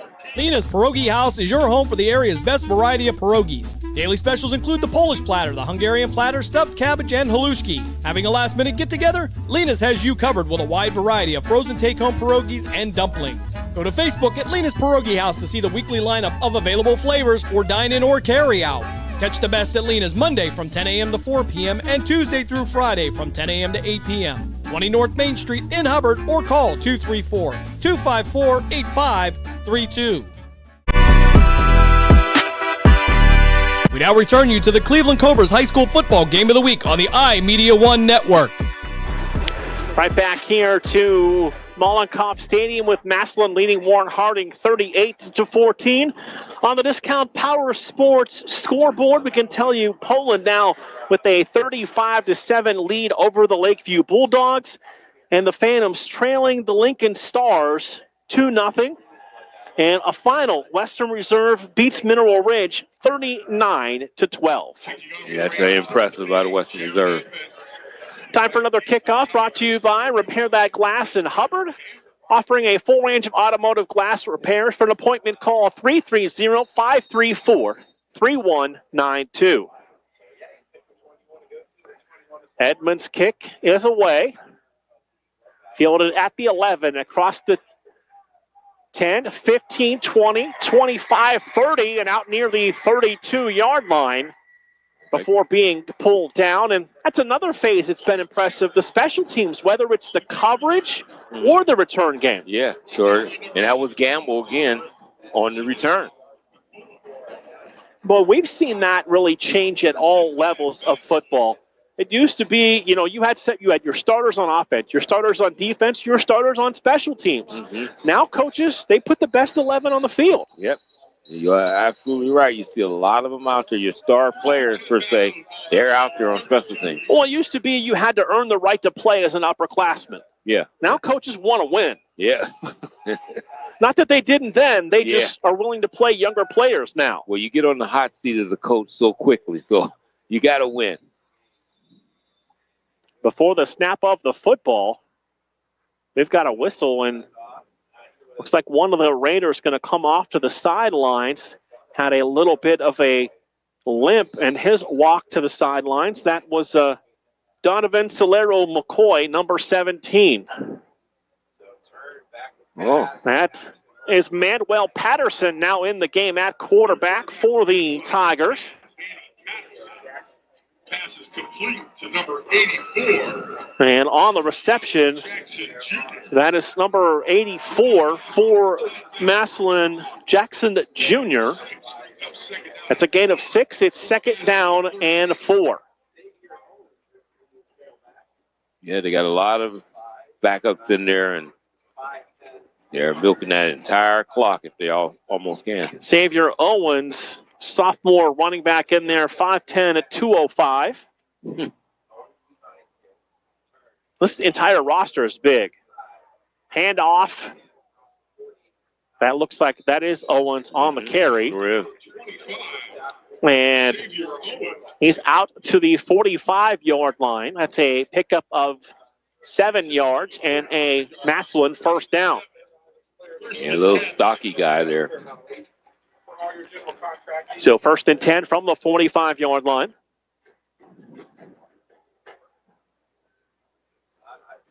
Patterson will have one receiver to the left and 2 to the right side.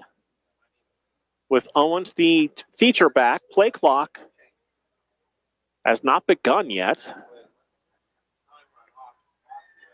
Game clock approaching 3.5 minutes to play, 4th quarter.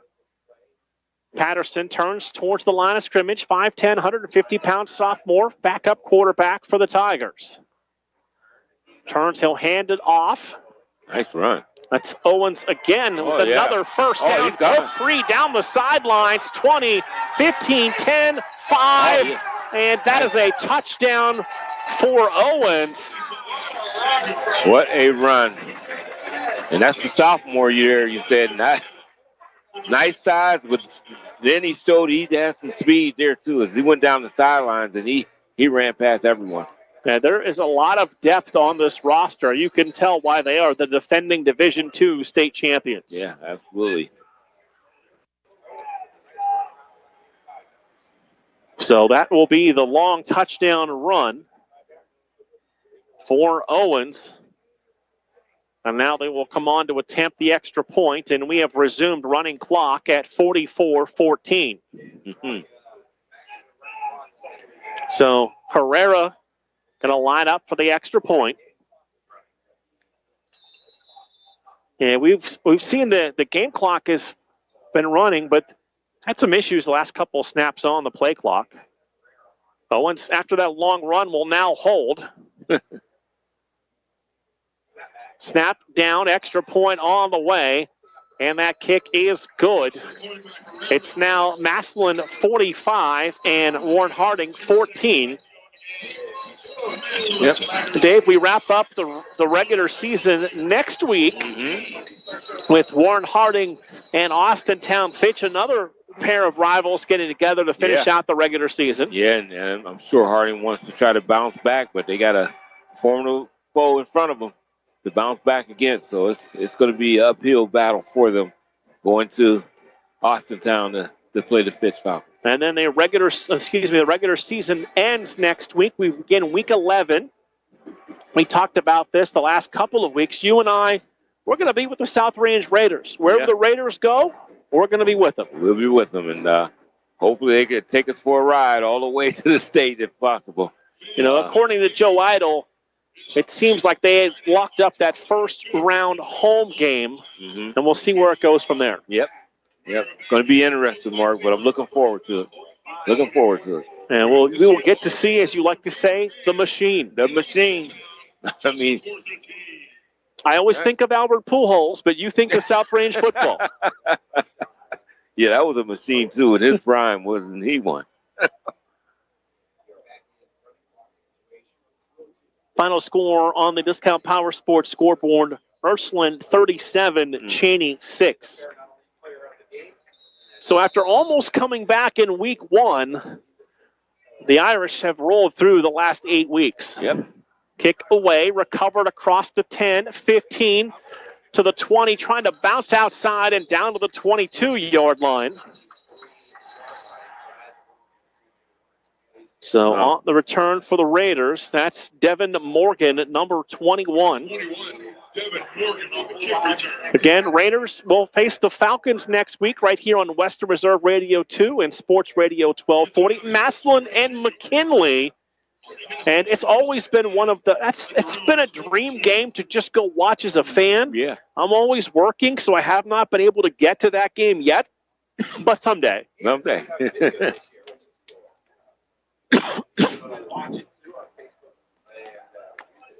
Probably get about 2 plays off, maybe. Excuse me. Lost the voice a little bit there. Yeah. We've got a minute left to go here in the fourth quarter. So James Jones back in there, the sophomore cornerback.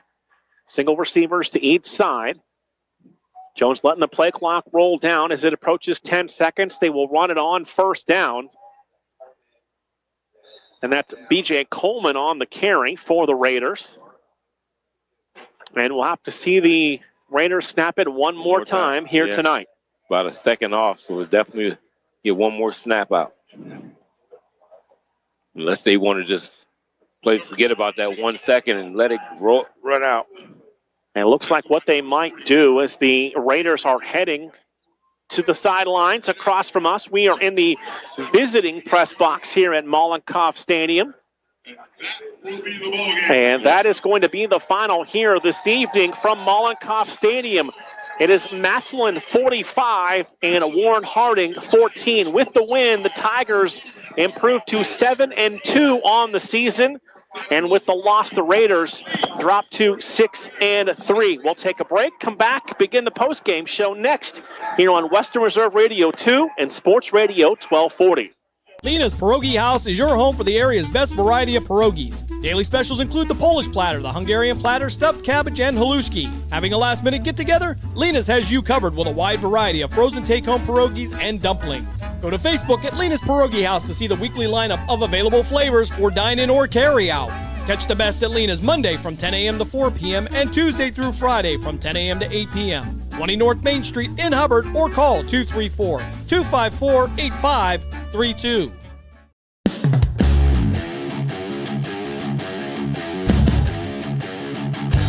Catch all of the spring and summer action of Cleveland Cobras minor league football on the iMedia One Network.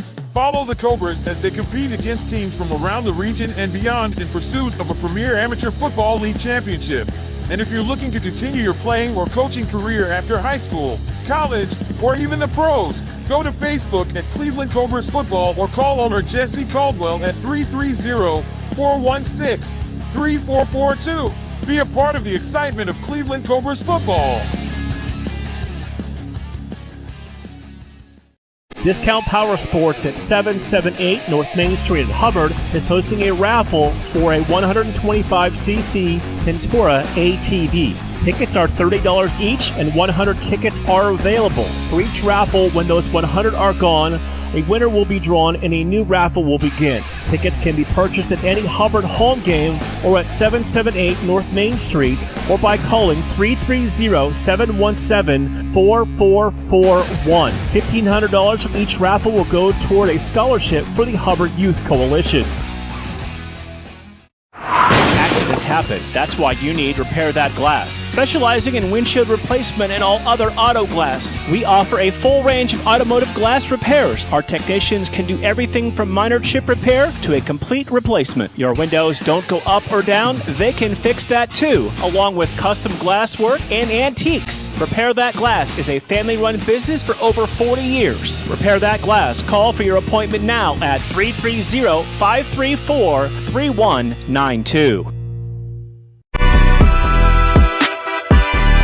We now return you to the Cleveland Cobras High School Football Game of the Week on the iMedia One Network. Back here at Mollenkoff Stadium, a final is the Massillon Tigers defeating the Warren Harding Raiders 45-14. Looking at the unofficial numbers, Dave, it was a big game to say the least from Jameer Gamble, 152 yards rushing and 3 touchdowns. Oh, yeah, he was exceptional tonight. That's Xavier Owens, 2 carries for 62 yards and a touchdown. Throwing the football, Jalen Slaughter, 12 of 20, 177 yards and 2 touchdowns. Didn't throw in much in the second half, but they've got a good passing game, too. Yeah, they sure do. So they can do either one, run or throw the football. Manuel Patterson, 1 of 1 for 6 yards. Receiving, Braylon Tolles, 5 for 83 and a touchdown. Jameer Gamble, 1 for 21 yards and a touchdown. So Gamble finishing with 4 scores tonight for the Massillon Tigers. For Warren Harding, it was the Chaz Coleman, the senior, 16 carries for 34 yards and a touchdown. B.J. Coleman, 11 carries for 15 yards. And James Jones, 2 carries for 13. Throwing the football, Jones, 7 of 11 for 80 yards. Chaz Coleman, 8 of 14 for 59 and 1 touchdown. Leading receiver, Eris Coleman Bay, 5 catches, 89 yards and a touchdown. And that is a very potent offense for the Massillon Tigers. Yeah, absolutely. I mean, as you said earlier during the broadcast, you could see that it's not really any weaknesses. We didn't see any, and I mean, they absolutely play good defense, and their offense is superb. The offensive line does a great job, and they can bring in numerous backs and still don't miss a beat. We'll take our final break. We'll come back and wrap things up from Mollenkoff Stadium on Western Reserve Radio 2 and Sports Radio 1240. Green light, let's get it. Green light, let's get it. Green light, let's get it. The Mahoning Valley Federals is the area's minor league football team. After only 2 years in existence and an appearance in the league playoff semifinal game, the Federals are looking to add Valley High School and college talent to help take the next step toward a league championship. For more information on how to become part of the Federals' journey, go to Facebook at the Mahoning Valley Federals Developmental Football Team or contact General Manager John Galbraith at 330-540-1099. The Mahoning Valley Federals, honoring the football tradition in the Valley. Lena's Pierogi House is your home for the area's best variety of pierogies. Daily specials include the Polish platter, the Hungarian platter, stuffed cabbage, and halushki. Having a last-minute get-together? Lena's has you covered with a wide variety of frozen take-home pierogies and dumplings. Go to Facebook at Lena's Pierogi House to see the weekly lineup of available flavors for dine-in or carry-out. Catch the best at Lena's Monday from 10 a.m. to 4 p.m. and Tuesday through Friday from 10 a.m. to 8 p.m. 20 North Main Street in Hubbard or call 234-254-8532. Accidents happen. That's why you need Repair That Glass. Specializing in windshield replacement and all other auto glass, we offer a full range of automotive glass repairs. Our technicians can do everything from minor chip repair to a complete replacement. Your windows don't go up or down, they can fix that too, along with custom glass work and antiques. Repair That Glass is a family-run business for over 40 years. Repair That Glass. Call for your appointment now at 330-534-3192.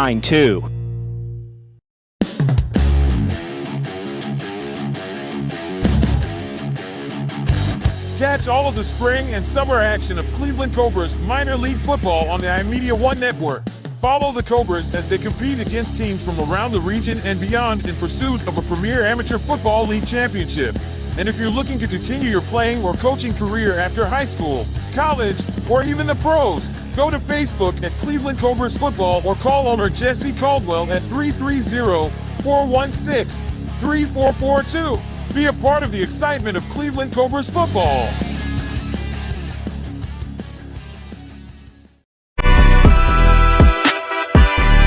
We now now return you to the Cleveland Cobras High School Football Game of the Week on the iMedia One Network. One final time here from Molotov Stadium. Massillon a winner 45-14, and now the Raiders turn their attention to the Austintown Fitch Falcons next week. Yep, and have to get ready for that one and see if they can bounce back next week. And Massillon will take on a Canton McKinley next weekend in the annual rivalry matchup between those two. And, of course, that game next week between Warren Harding and Austintown Fitch, heard right here on Western Reserve Radio 2 and Sports Radio 1240. Some positives to take out of this into the Austintown Fitch game for the Raiders. Well, one thing we done seen is a sophomore quarterback that if they need him, he definitely, and I think you could do that, change the pace with your quarterbacks. He showed that he could play against big-time competition and don't lose his poise. So that's one good thing you see there. And he can get those passes down the field like they need it. Thank you to Athletic Director Rick Shepis in his first year for the Warren Harding Raiders, getting us a spot set up here in the press box on the visiting side. That is going to do it for our Cleveland Cobras Game of the Week for Week 9. Dave will be back with us in 2 weeks when we follow the South Range Raiders into the postseason. Mark Means will join me, Mark Means, on the call next week. Final score here from Molotov Stadium, Massillon 45, Warren Harding 14. For Michael Rickard and Dave Clark, my name is Mark Means. You've been listening to Western Reserve Radio 2 and Sports Radio 1240. Have a great night, everyone. We thank you for joining us for this special presentation of the iMedia One Network, and we now return you to your regularly scheduled programming.